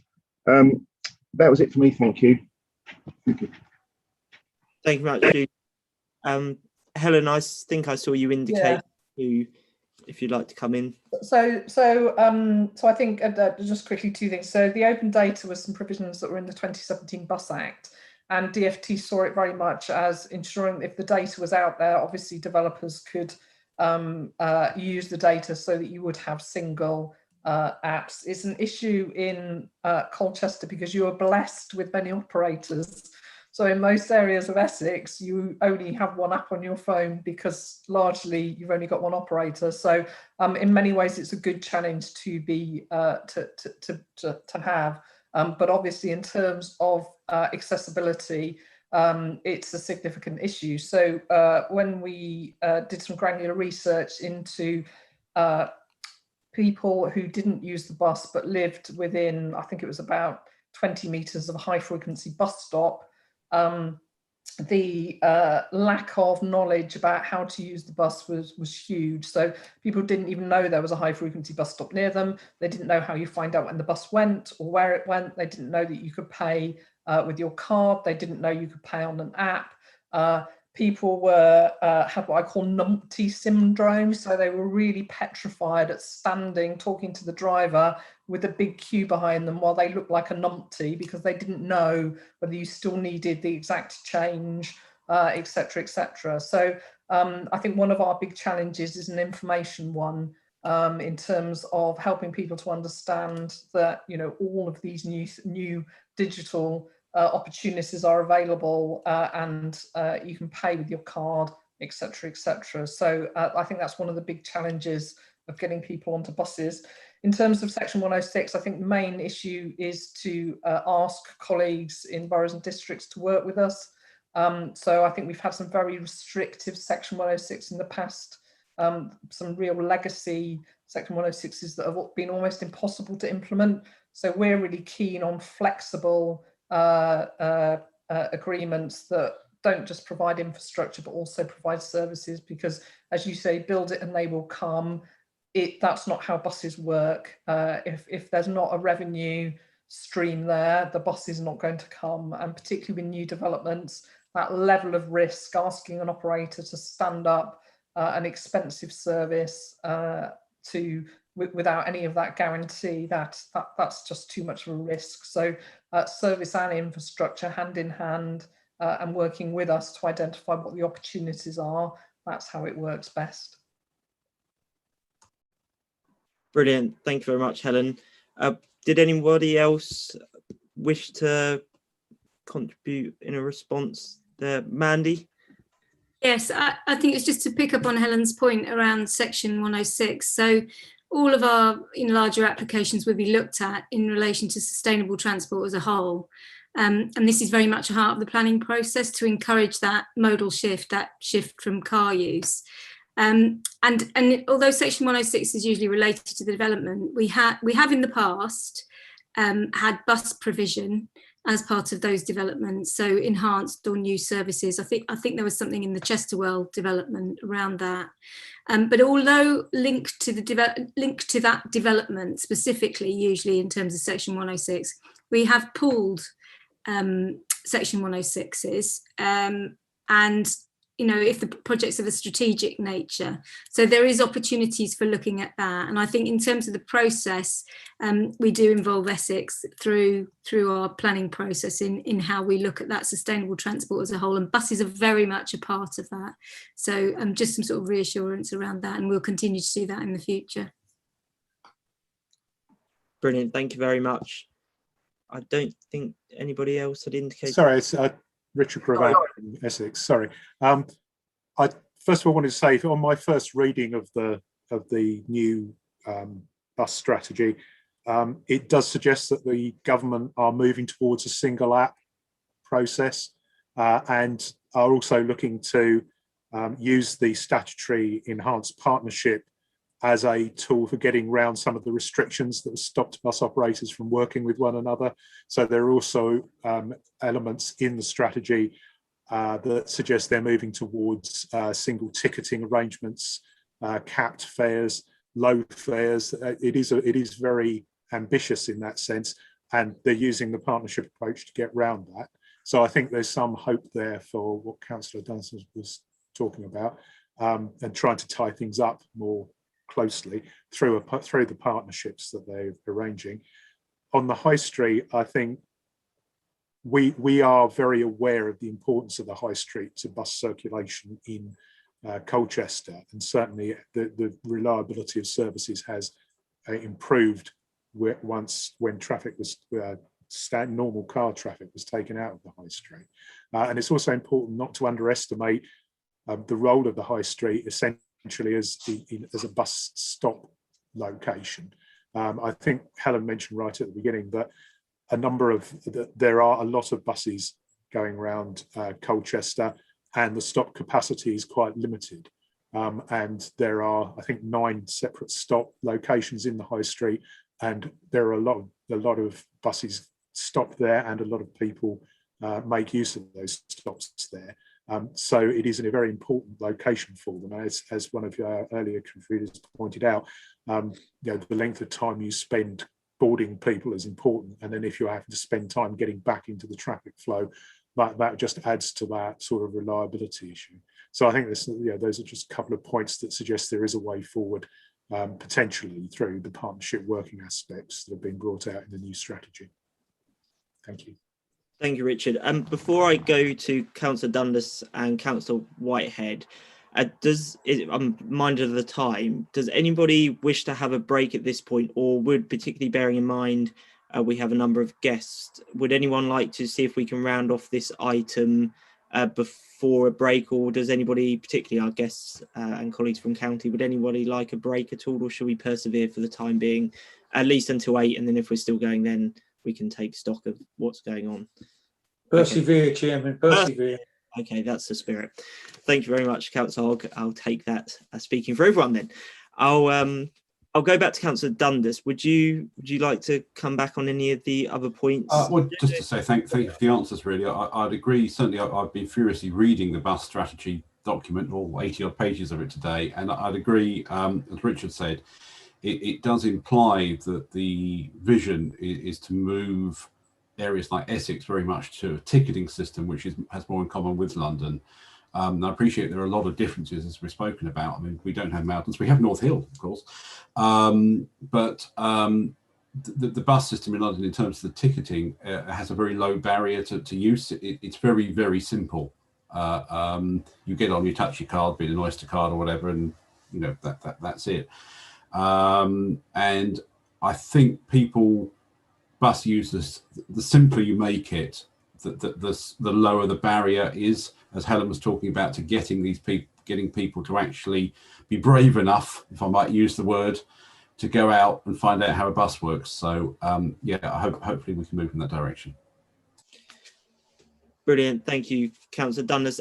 Councillor King, I was going to ask if you wanted to add anything at the end, but Councillor Dundas raised, I think, about parking charges, and it's been alluded to a couple of times throughout the evening.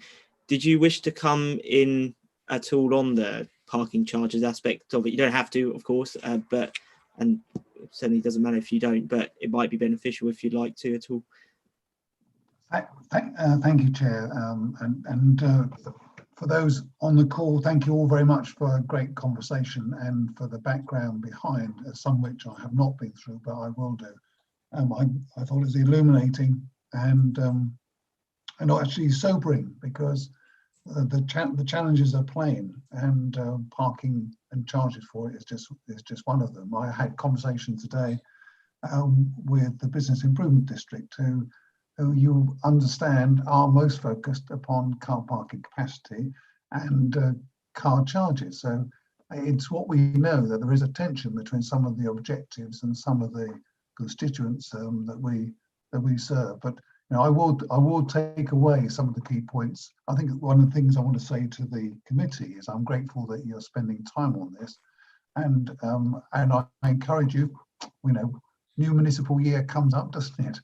But I think I encourage us collectively to keep going back and keeping this deepening relationship with both the bus companies and with our colleagues in county. And I see Helen and others in other fora. And one point of detail, if I may, Chair, which is that you mentioned the Colchester strategy, and it was mentioned in terms of its extension. The early results, let's put it that way, are thinking unsurprising that people value convenience, but there is a strong support for active travel and sustainable travel, which, without going into the detail, as I say, it's being extended. For my part, I draw some comfort from. But I think we politicians have got a real challenge here, which is how we can stick together, as we have on active travel work and safer, greener and healthier, to try and strike a balance that moves, and it is a very slow and far from easy process, move us from just car-centric, car-dependent to an environment where it is both easier, more attractive, more possible, cycle, walk and use a bus. And on a personal, on a cabinet perspective, if I can talk for colleagues, I know that that's what we stand behind as well. But I've got nothing else to add. I will take away the point that's been raised tonight. It's not, with respect to colleagues, new, but there's a lot tonight that's very encouraging about the technology, the changes that are underway, and the attitudes that we're hearing. I think it's down for us, as I say, as a political cadre, to try to live with some of the pushback we will get if we try to move the collective spirit in a way that makes it easier to take a bus, easier to cycle, easier to walk. But I'm very encouraged, and I thank you all. I thank our speakers. Thank you, Councillor King. Finally, Councillor Whitehead. Thank you, Chair, and thank you to everyone, all the speakers. And I think a lot of the important points have been made. Really, it seems like to me like there's a real chicken and egg problem here, and one aspect of that problem is around this issue that has came through very clearly in some of the responses from the bus operators around congestion causing unreliable services and putting people off using them. And we need to get people out of their cars to get them on the buses, but we can't get them in the buses because there's too many cars. And we have a real issue that we're going round and round in a circle here. Just bear with me one moment. My daughter is desperate to say something to me. 1 second.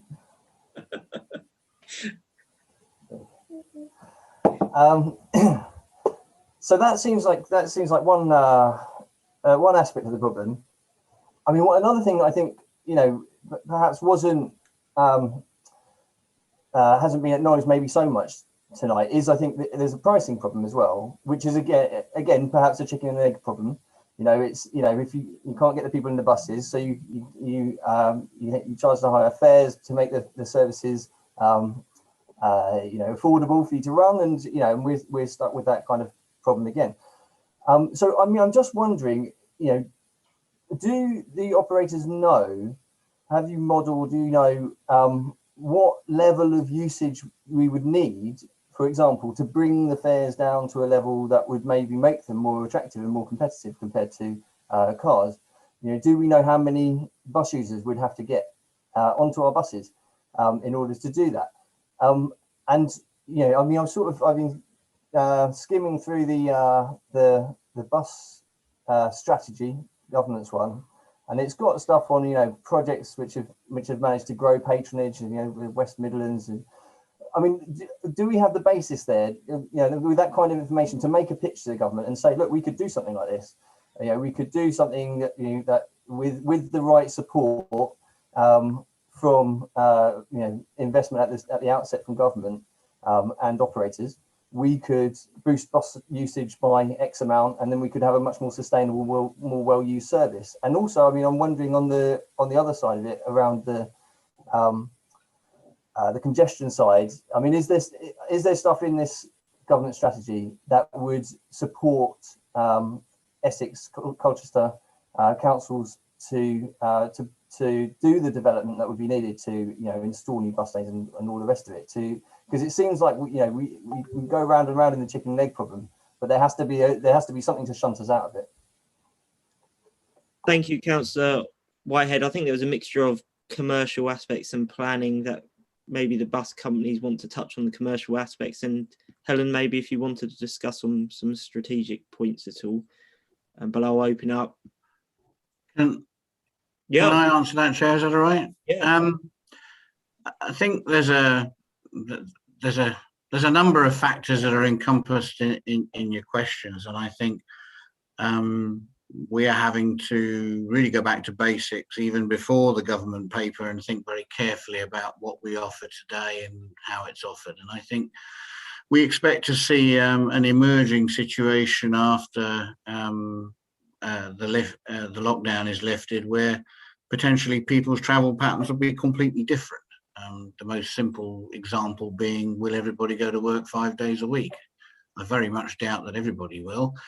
And, you know, so we have to start to look at the sort of ticket offers that we make in those ways. I think the other thing is about, you know, we like to think we may be able to attract some new people at some time, and to do that, we've got to produce a simple and attractive offer that people really understand. So we have to go back to basics a little bit. Some of the things that the government document reveals, I think your question about, is there a way of being able to get bus priority in and being able to do that sort of thing? Absolutely. I think if the minds are right between ourselves and Colchester and Essex and everybody involved, yes, there is. And the beauty of that is, in a very simplest form, if a bus can get around twice as quick as it did before, then you'll get twice as many journeys out of the same vehicle. And better still, you'll also be able to deliver it on the minute, on the button every time, because you're not trying to guess whether the traffic jam is going to be 5 minutes longer because it's raining, or whether it's a dry day, so it'll be shorter.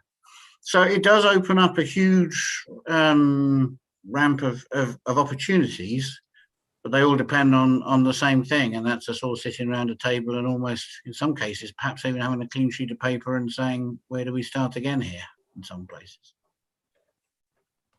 Yeah, so if I pick up, I think there's a sentence in there that says the majority of the 3 billion funding will come on stream post April 2022, which is when the enhanced partnerships should be in place. Now, possibly that is a combination of something called BSOG, which is Bus Service Operator Grant, and any ongoing COVID service support grant, which has been what has kept buses running during COVID. But hopefully in there is new money. So they do talk about a step change in bus priority.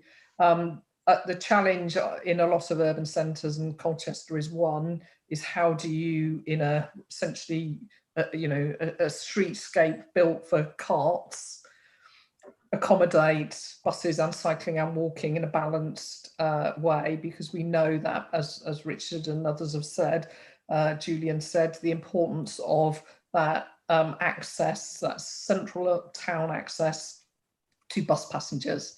So often that's the challenge, that's the design challenge, and then money obviously is always the other big challenge.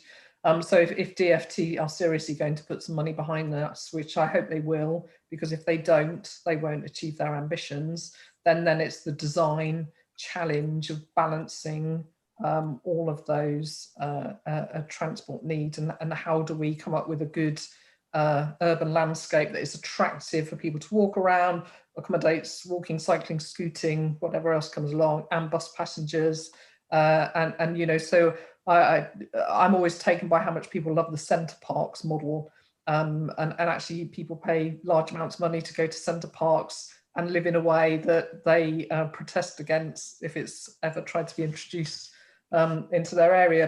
But actually, you know, that model of streets where people are prioritised, a much greener urban model, that really, and I think, you know, winning over the retailers. So there is evidence that bus passengers, because they hang about a bit more, and because they do a lot more than just one task when they come into town, are better customers than car drivers. So car drivers will need to get a key cut, they'll drive in, park, get their key cut, go home. Bus passengers will come in, they'll have a coffee, they'll meet a friend, they'll browse somewhere and buy something. And actually, if you look at the more economically buoyant cities and towns of Essex size in the last recession, they were all bus towns. So there is something about the vitality of an urban centre that is served by buses that helps it retain its buoyancy. And we know, again, so the big increases, the big step changes in passenger numbers we've seen are, one, the return to school, which is a really good thing. But secondly, when non-essential retail reopens, that's the other big step change. And so not only are a lot of people who work in non-essential retail bus passengers, but also people who go and shop there.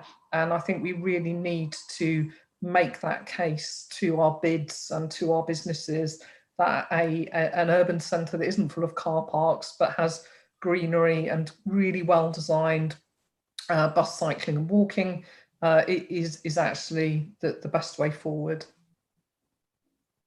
Brilliant, thank you. Thank you both for your answers. Did anybody else wish to come in on Richard? Yeah, sorry, just it's one of those technical economic things, and I'm not a particular economic expert, but historically the elasticity of demand for bus services, which is the amount by which the demand of bus services will vary according to the price, is itself elastic. It varies over time. So in the short period, in the short term, it's quite inelastic. So if you put the price up, you don't get an immediate drop in the number of passengers. And if you put the price down, you don't get an immediate growth in the number of passengers. If, for example, you put up prices by £1, once the immediate passenger effect has been taken into account, you might get 70 pence of each of that pound as actual revenue. Over time, that will erode because people find alternate methods to travel. So after about 10 years, you've actually lost the benefit of that fare rise over time. And the reverse applies as well. So if you reduce fares, you don't get an immediate jump in the number of people who are wanting to use the bus. But over time, the number of people who are attracted to bus, as long as you put the other measures in to support that, and we were talking about the high street measures and the parking and everything else, will lead to getting the full value of that back. And then you have to start thinking about capacity issues, because buses come in sort of inconvenient sized lumps. You just can't add a few seats to the back of a bus if you need to carry more passengers. And therefore you need to think about if the passenger, if you've reduced fares by say 50%, over 10 years you get 50% more passengers.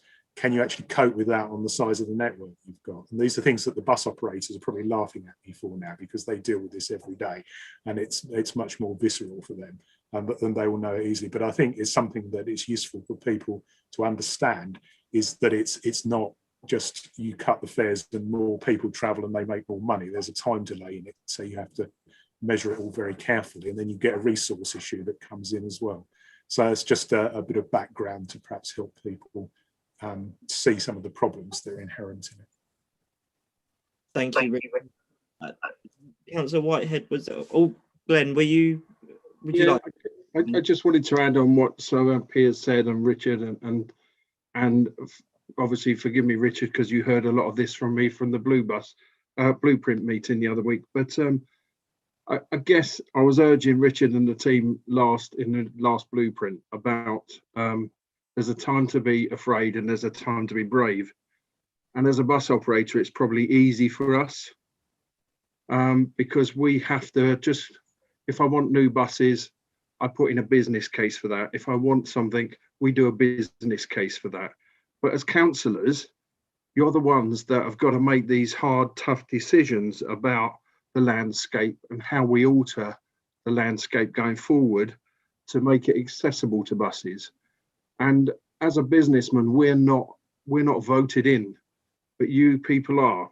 So sometimes you're going to have to make some difficult decisions that are not going to be popular decisions. And that's going to be really hard. And I do appreciate that. But if you look at some of just the basics, we're talking about air quality and newer buses and new technologies, but the whole system is built around tendering for bus services that give the cheapest quote, which means that as bus operators, we have to run our oldest vehicles and vehicles that are already costed out and not got depreciation stacked up against them to be able to be competitive in the marketplace. So there's real big things that need looking at and changing, and it needs to be some brave decisions from everybody. And bus operators do have their part to play, and I do appreciate that. And we have got to look at new technologies and how we can bring that to the party. But it is a very chicken and egg, as someone said earlier. And I think we're the people that have got to break that cycle, and we can only do it working in partnership. And that's all I wanted to add. So. So Glenn's absolutely right on that. We tender on local bus and on home to school purely on price. The reason that we do that is because we're trying to maximise the network on local bus. So we're trying to get as much network as we can for our money. Obviously, that means that we do tend to get some of the older buses on some of the routes. But for some of our rural routes, that's what makes it cost effective. And that's the challenge that we face. And obviously, as part of the strategy, that's something we'll need to look at and think about. On home to school, I think that home to school is a particularly challenging issue. So this is statutory. It's a requirement set by local government, but home to school costs essentially are close to 30 million to the taxpayer a year now. So that's £30 million a year going out on essentially a set of criteria that was set in 1948. Our view is that it needs modernising, and if you want to invest into sustainable home to school travel, which is what we'd like to do, and you had 30 million, you would not invest it the way that we currently do, which was set in 1948. So we continue to press central government on that one. But again, that is another issue. But again, part of that issue is about trying to ensure we get best value for the taxpayer. So all of these issues are things that we need to look at. But you know, Glenn is absolutely right. At the moment, it is just trying to get as much network as we can for taxpayers' money and trying to make sure we're getting value for money. Thank you very much.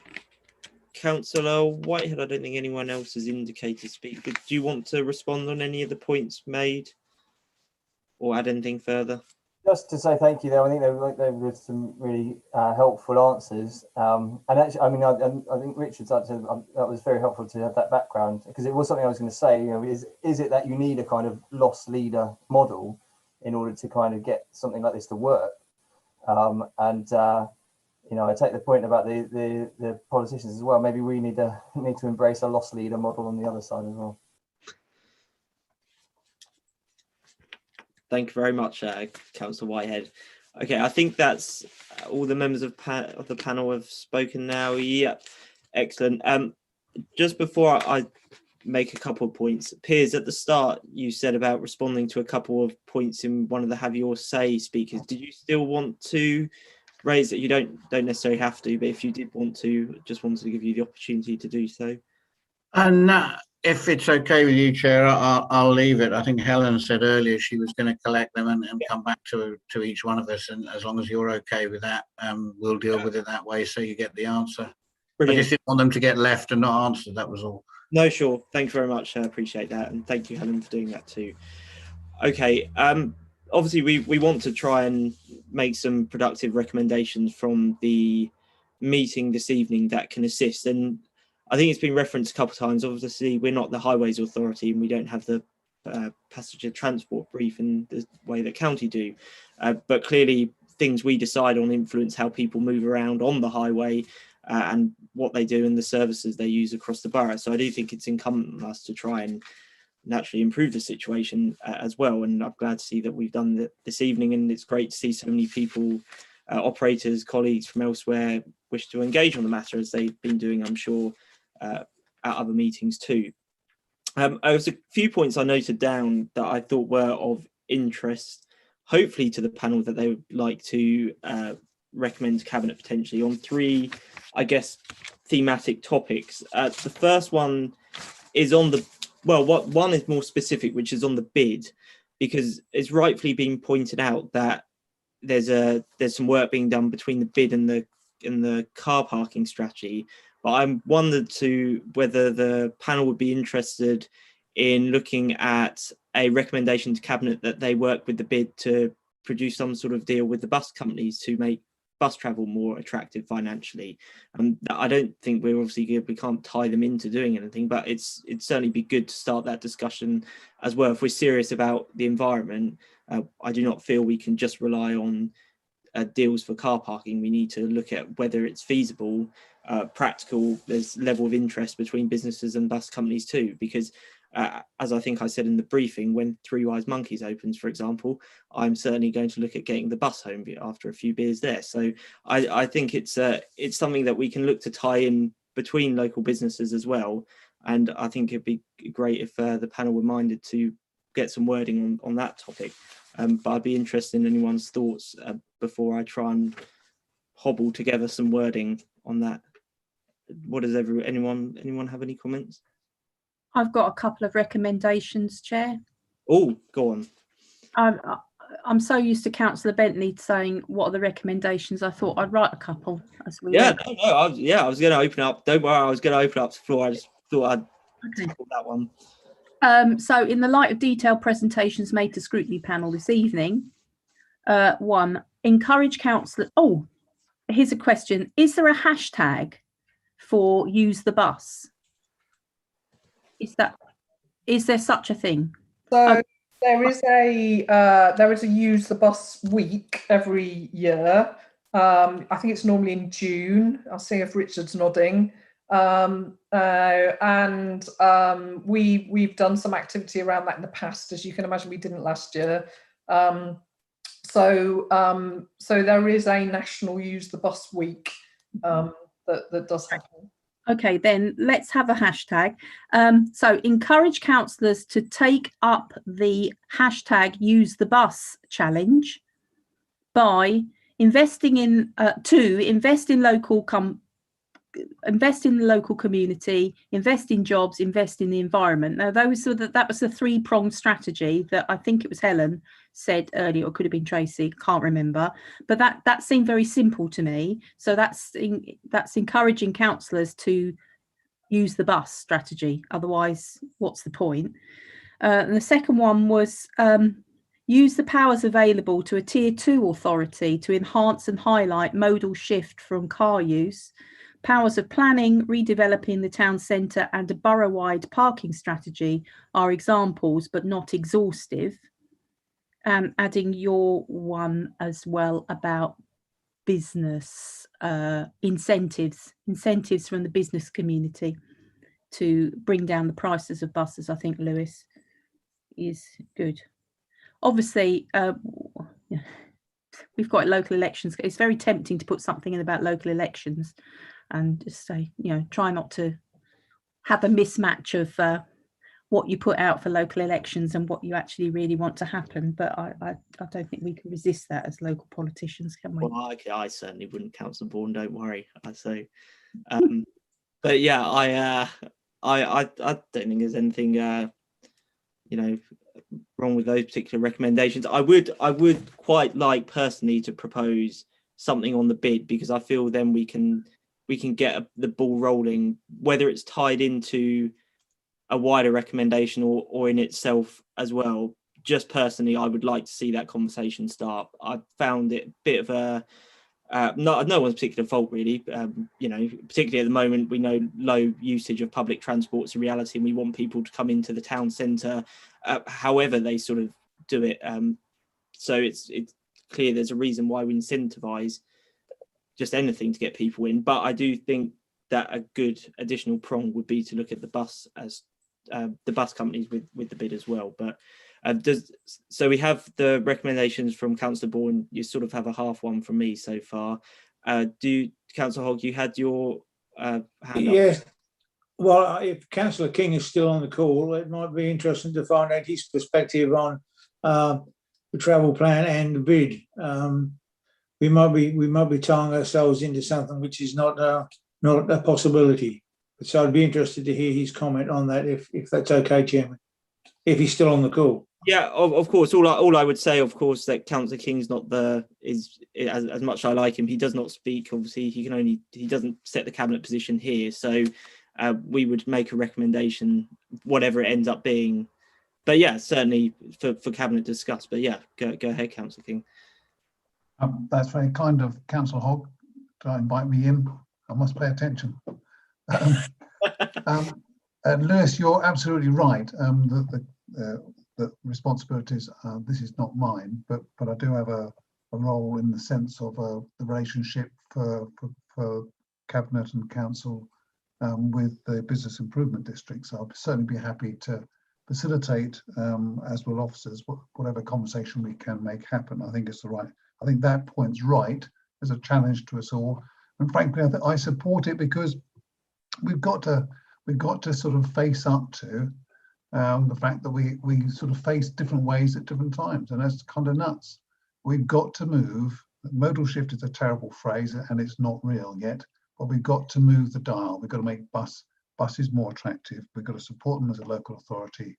We've got to do what little we can and stand behind all of us cross-party active travel. So I'm happy to do whatever I can. That's really simply put what I would say. My recommendation to you, when you think about your recommendations, is try to think of some specifics. I know it's easy to say, and I think I recommend you refer to what the work that CBC and county are doing together on active travel, on the next steps, safer, greener and healthier, because it fits in there. Sustainable. It's the transport strategy that you might want to encourage Cabinet to deepen and stand behind on behalf of us all.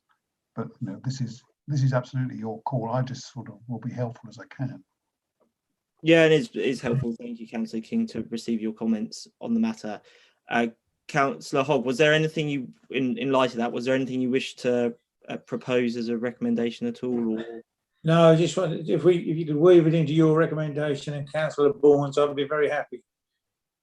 Okay. Does anybody else have? Councillor Dundas is indicating. Brilliant, thank you, Councillor Dundas. So sorry, yes, I think actually others have sort of made my point, but I think with the bid, I think we just need to make the point that it needs to be an equal playing field. We're not asking necessarily for massive benefit, bias towards the buses, but if, say, hypothetically, the bid came up with a system where go into the town, get your car parking ticket stamped, and you get £2 off your car parking, well, then it needs to be £2 off your bus ticket as well.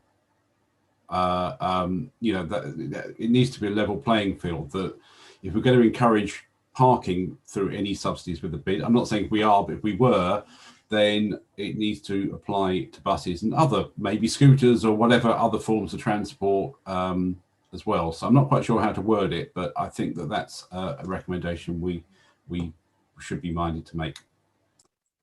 Yeah, thanks. I'm writing it down. I'm worried, trying to avoid local government speak and get something kind of tangible to get going. I have written down, Councillor Bourne, this is what I had in mind for the wording, is something like recommend Cabinet, it's quite long, so recommend Cabinet initiate discussions with the bid and other partners to promote sustainable transport incentives. sustainable travel incentives. I don't know, what is that? Is that two words soupy, or is that? I think the Councillor Dundas's thing about the level playing field is quite important. Okay. We're giving more incentive to car drivers. Really, we should give more incentive to bus travel.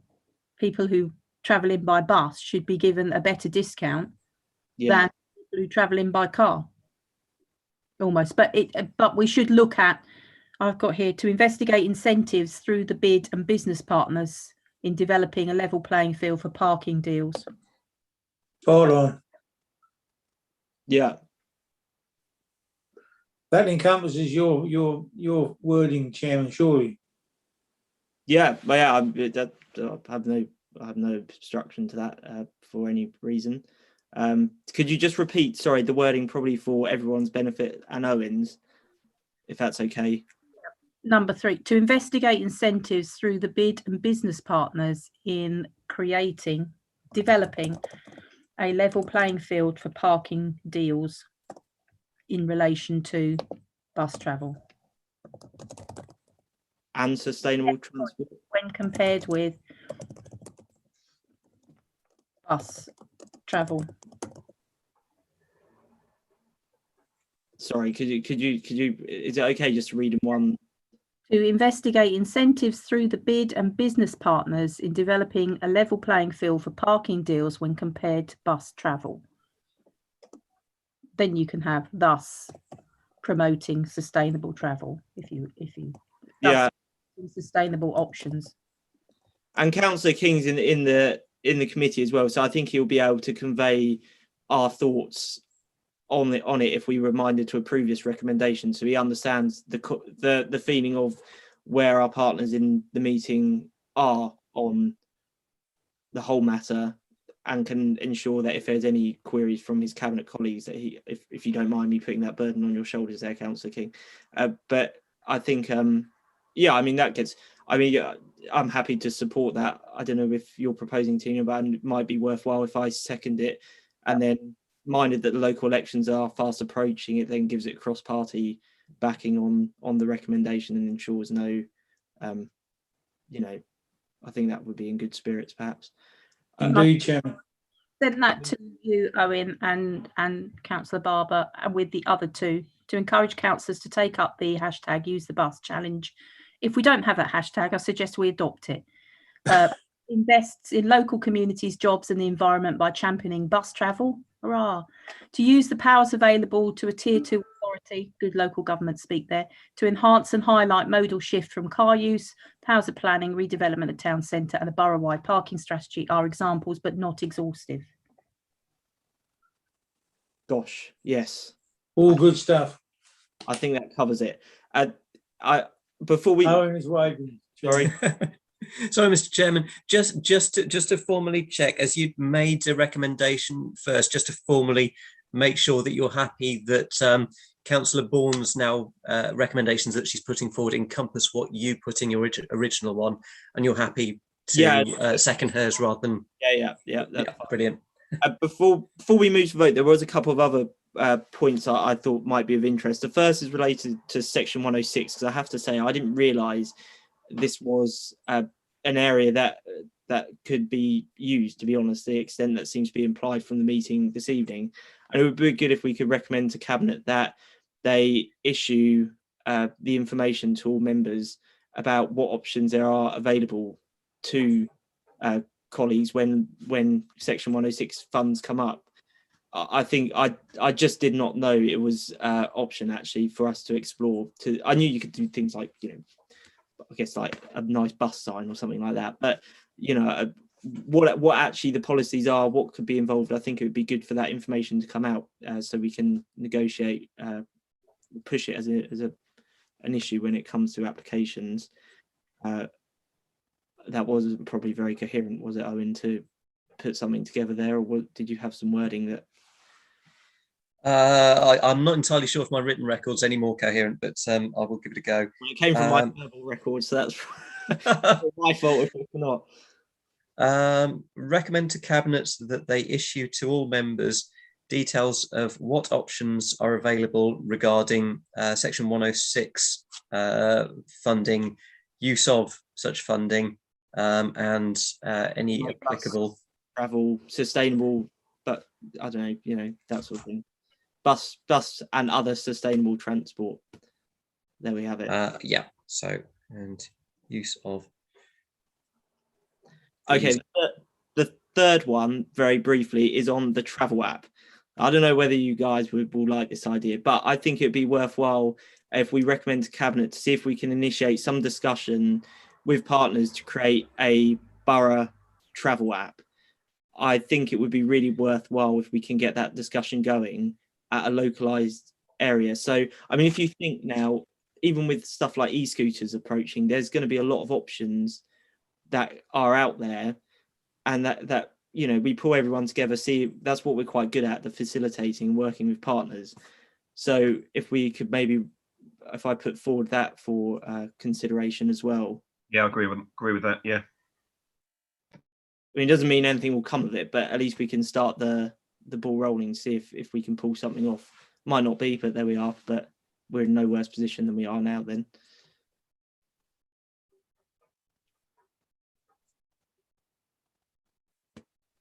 Is that okay, Owen? Do you have something, I don't know, from that? Sorry, if I could just if you could just repeat that, just. Yeah, to work with partners to create a borough travel app.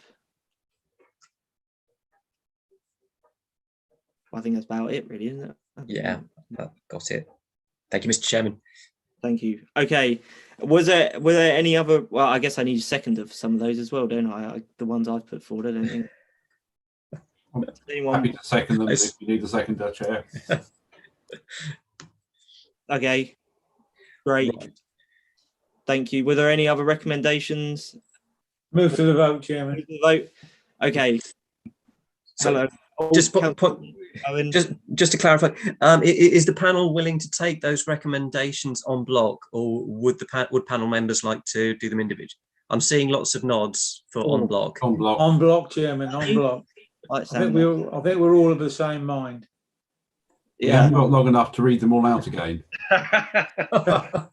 It's now 8:20. Yeah, and I'm minded of that as well.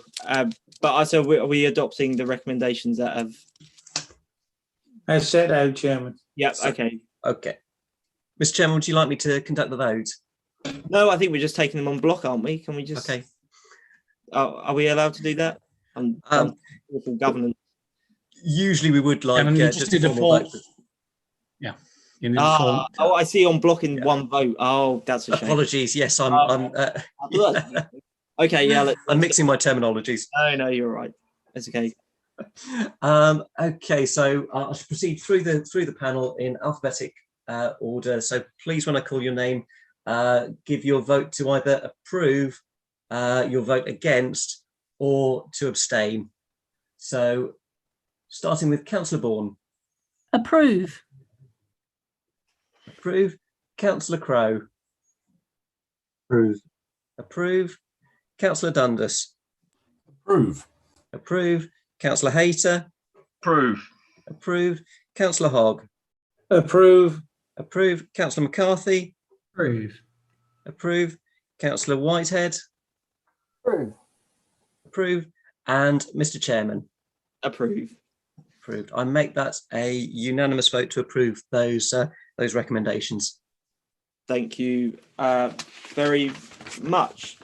Is there anything before we say thank you and good night to our guests and colleagues from the County Council? Anybody wishes to raise under this agenda any further before we move on? And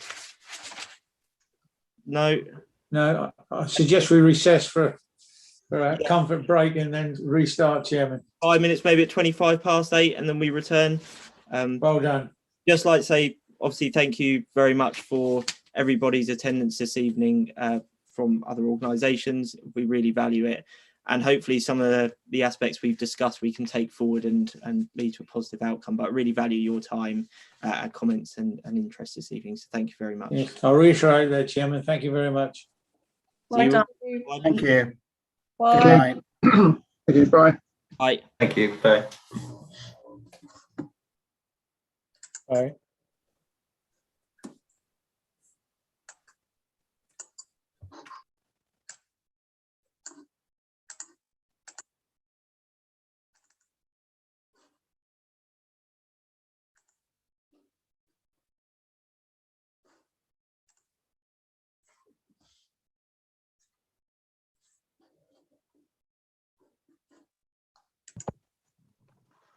Oh, and I'm going to step off if you can hear me. Yes, I can, Councillor. What's the remaining parts of the agenda? Remind me. There'll be a verbal report from Richard Block on alternative ways of working in service provision. Right. Thank you, Okay. David. Just a reminder, we're on record Yeah. for. Oh, but thank you. yeah, It's good to be polite then. I have heard it in other councils where you haven't realised in a. But thanks for attending, David. And No, thank you, Lewis, for all you're doing. Well done.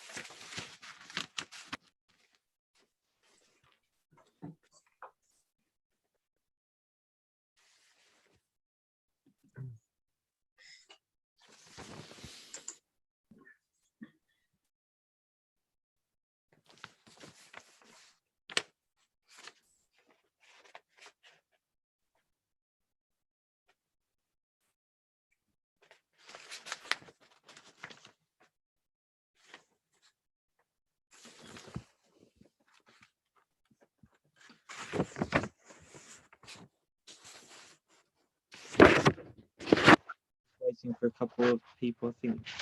Still.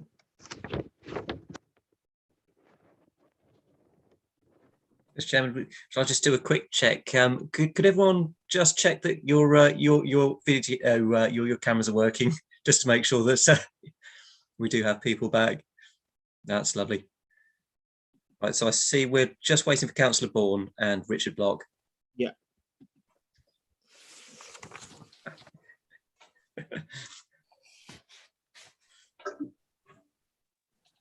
Oh. Richard Square's funny on my one. Yes, sorry, Richard Clifford. Sorry, I've got just had a message from Richard Block who said that his Wi-Fi's dropped out and that he's not able to rejoin the meeting. So if you could just, oh, it's unlocked. Oh, okay, I've unlocked the meeting, Owen. That's great. If you could just liaise with him if he doesn't manage to make it back in. Lovely, thank you. Mr. Chairman, would you like us to wait to see if Richard Block can reconnect before we get started, or? Yeah, we'll wait for a couple moments, then we could just move to work programme in the, give it 30 seconds, and if not, we could take panel happy to the work programme item. 30 seconds, very generous, Chairman. All right. Harder spoken. I'm sorry, I haven't got the agenda. You're a hard man. Item. Yeah, it doesn't take much convincing there. All right, hold on, sorry, bear with me. Okay, so item 12, while we wait to see if Richard Block can re-enter the meeting for item 11, is to do with the work programme for the upcoming period. Well, it's actually only for tomorrow, really, isn't it? I mean, I guess day after, Chair. Yes. Thursday, isn't it? Yeah. So I mean, unless you really want to pull the rug from Thursday, then I think obviously we just approve for the time being, and that's all we need to do, isn't it, Owen? We just to note and approve and. Yes, as there's no formal recommendations there. It's just to note it. Unless members want to make recommendations. Sorry. Okay. Yeah, Councillor Bourne. Thank you. We did talk in the briefing last week that obviously we'd be usually talking about the work programme after the next item, which would be the previous item. Yeah. And not wanting to preempt the next item, which would be the previous item, then we would be having a discussion on alternative working methods and deciding that actually, because the large part of the business tonight was the bus operators. Yeah. That we would want to wholeheartedly support, hopefully, the introduction in the first meeting of the new municipal year to have a detailed presentation on alternative methods of service delivery. Yeah, I didn't know if perhaps he wanted to wait till Councillor Bentley's back in chairing the meeting for his just to get his approval too, as obviously I'm only chairing for this evening. So will we do work programme again, Chair, then on Thursday? Sorry, Councillor, Mr. Chairman. Just to answer that, we don't formally have a work programme item scheduled for Thursday, as it was felt that having the same report for 2 meetings within 3 days wouldn't be so. It's perfectly fine for us to make that to have that recommendation and make that decision. Sorry, for the panel to make that decision in this meeting to add that to the work programme for the coming municipal year for that first meeting in June. Yeah, I mean, I'd be happy to do so if you like. If you like, panel, do we need to formally approve that or nod it through? Nod it through. Well, I'm in agreement. Yeah. Okay. If yes, all members are happy with that. So I'm not seeing any dissenting voices or motions. Great. Thank you. And then we're back to the item after item before, as Councillor Bourne put it, I think. Item 11, which is not in the agenda, I don't think, on the paper, because it's a verbal report from Richard Block, who has managed to escape, thankfully. So, Richard, would you like to present on this item, which is on ways of working and service provision involving partners and communities. Yeah, thank you, Chair, and apologies, panel members. My internet connection failed me, and I was ejected from the meeting. But I'm back with you, and I will try and be brief because I'm conscious of the time, and you've had quite a substantive item. But this was just really a verbal update because the panel were interested in previous discussions about receiving a future item, and I think you've just alluded to it in your work programme discussion about alternative ways of working and service provision. It's an extremely broad area, obviously, and I just thought it'd be useful to run through briefly what's been going on around this, so you could then consider what's happening in the background and what you might want to bring to that future item, so officers can prepare, a decent presentation and paper that will cover the sorts of points that you're interested in, because it is such a broad area. So over the last 12 months, as you can imagine, there's been large-scale alternative methods of service delivery and ways of working that have been. Oh, sorry, Richard, you're on mute. It's muted. Yeah. Hello. Yeah. All good. Thanks. Okay. Did I just go on to mute? yes, seems spontaneous. Okay. So over the last 12 months, as you can imagine, there's been a pretty large-scale alternative method of service delivery across multiple council services, and also enhanced working with our communities. And I think it's, we've learned a lot over the last 12 months. It's really important that we build on that. And there is a lot of work going on to build on that and develop for the future. You've heard about some of that in the budget strategy proposals that were received by this panel that fed through to the overarching council budget, and the particular themes around community and service provision that you heard about, how we're building on that. And we are building on that work for the future year as well.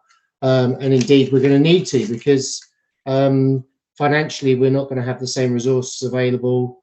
And indeed, why wouldn't we, when we've seen what the art of the possible is? You would have seen that a report go to Cabinet around Rowan House, which is more internally focused, and making that into a low carbon public sector hub with other public services. And I think it'd be really useful to explore some of the opportunities, because in June, I think we'll have more surety about the other public services that are going to be in Rowan House, and it would be quite interesting, I suspect, to explore how service provision could be improved by that. You'll also be aware the policy panel are having a look at the grounds maintenance contracts at the moment, and looking at a fundamental review of the future model of how we deliver that. So currently an outsourced contract, and they're looking at everything from insourcing, greater role for communities, cooperatives, mutuals. And again, it may be something you want to hear a bit more about as a scrutiny panel when you look at this in June. We're going to need to build on this as we move further and further. And I think the scrutiny panel has a key role. So I'm really pleased that you want to receive a report early on in the municipal year, so you can have an early look at this. And I'd just be interested in, whether there's any particular areas you'd like to cover and be focused on in that report that comes through to you in June. Thank you. Thank you, Richard. Much appreciated the update there. Were any panel members, I'll probably open it to the floor rather than going one by one. Does anybody wish to make any comments at this point as to what they would like to see in the meeting in the new municipal year? No. Quiet. No. Okay. Well, I mean, the thing is, I suppose it is difficult, isn't it, right now, to know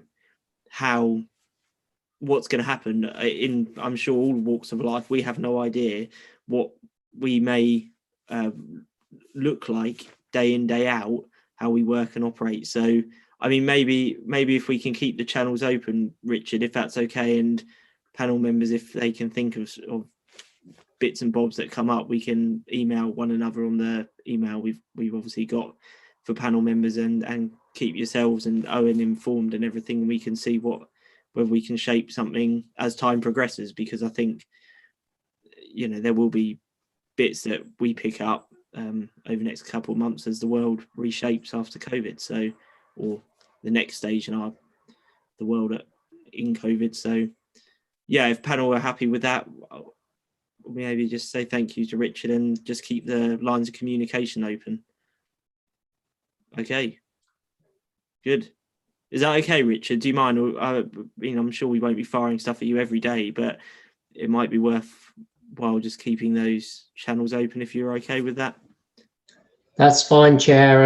Obviously, you know, but feel free to forward ideas to Owen. I'm just conscious we won't have another meeting of the panel prior to that June meeting. That will be the first meeting of the municipal year. So feel free to communicate through to Owen what you'd like to see. Thank you. I mean, we could always, if depending on what the panel looks like after the new municipal year, because, you know, our membership might change, the makeup may change, balance, etc. I mean, we could have a session in May, or well, just before. It's difficult, isn't it? Because obviously we vote in end of May, but maybe not long after that, we could look at the Saturday or one evening after, and have an informal session, perhaps.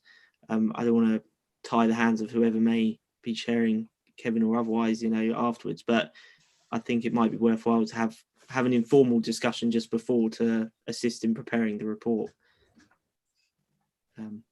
But yeah, we can keep touch on that. Okay, thank you very much, Richard. Thank you, Owen. Thank you for your support for the evening, and thank you, Richard Clifford, as well, for his support too. If there's no other issues that the panel wish to raise at this point, the meeting is now closed. We end the meeting, and we will see one another on Thursday again. So we can't miss. Well done. Can't wait. Exactly. You don't have to wait long, Council. That's a good thing. The excitement. Oh, dear. That's our buses, hey? There we are. Okay. See you all on Thursday. Thank you. Good night. Thank you. Good night. Thank you. Good night, folks.